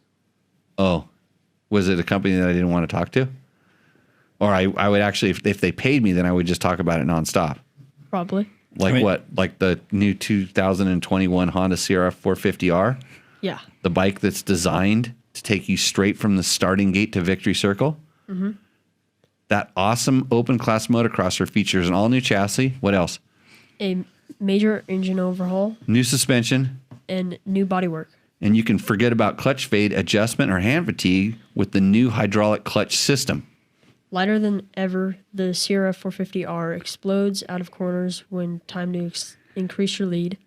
So get on down to your local Honda dealer and check out the 2021 Honda CRF 450R. Go to mx.honda.com to see the full line of competition bikes. And what is the CRF 450R designed for? It is intended for closed course operation only. That's right, because it's a race bike. So, how'd you like we slid that right into the program, huh? Yep. So Okay, you guys well, practice that. Almost. So the battery pigtail that fits right in your jump start battery is my tool for the year. That's actually a pretty good thing too. So this is actually something that George should write a tech tip on, I would think, for dirt bike tests. Mm-hmm. It's Jim, the guy whose bike I cartwheeled. Yeah. That came up with this really good idea on how to make the pigtail go straight into your lithium battery, your little charger and stuff, which is pretty cool. Let's see, at $500 a glass, it will have to wait. So, yeah, they're all talking about riding with friends.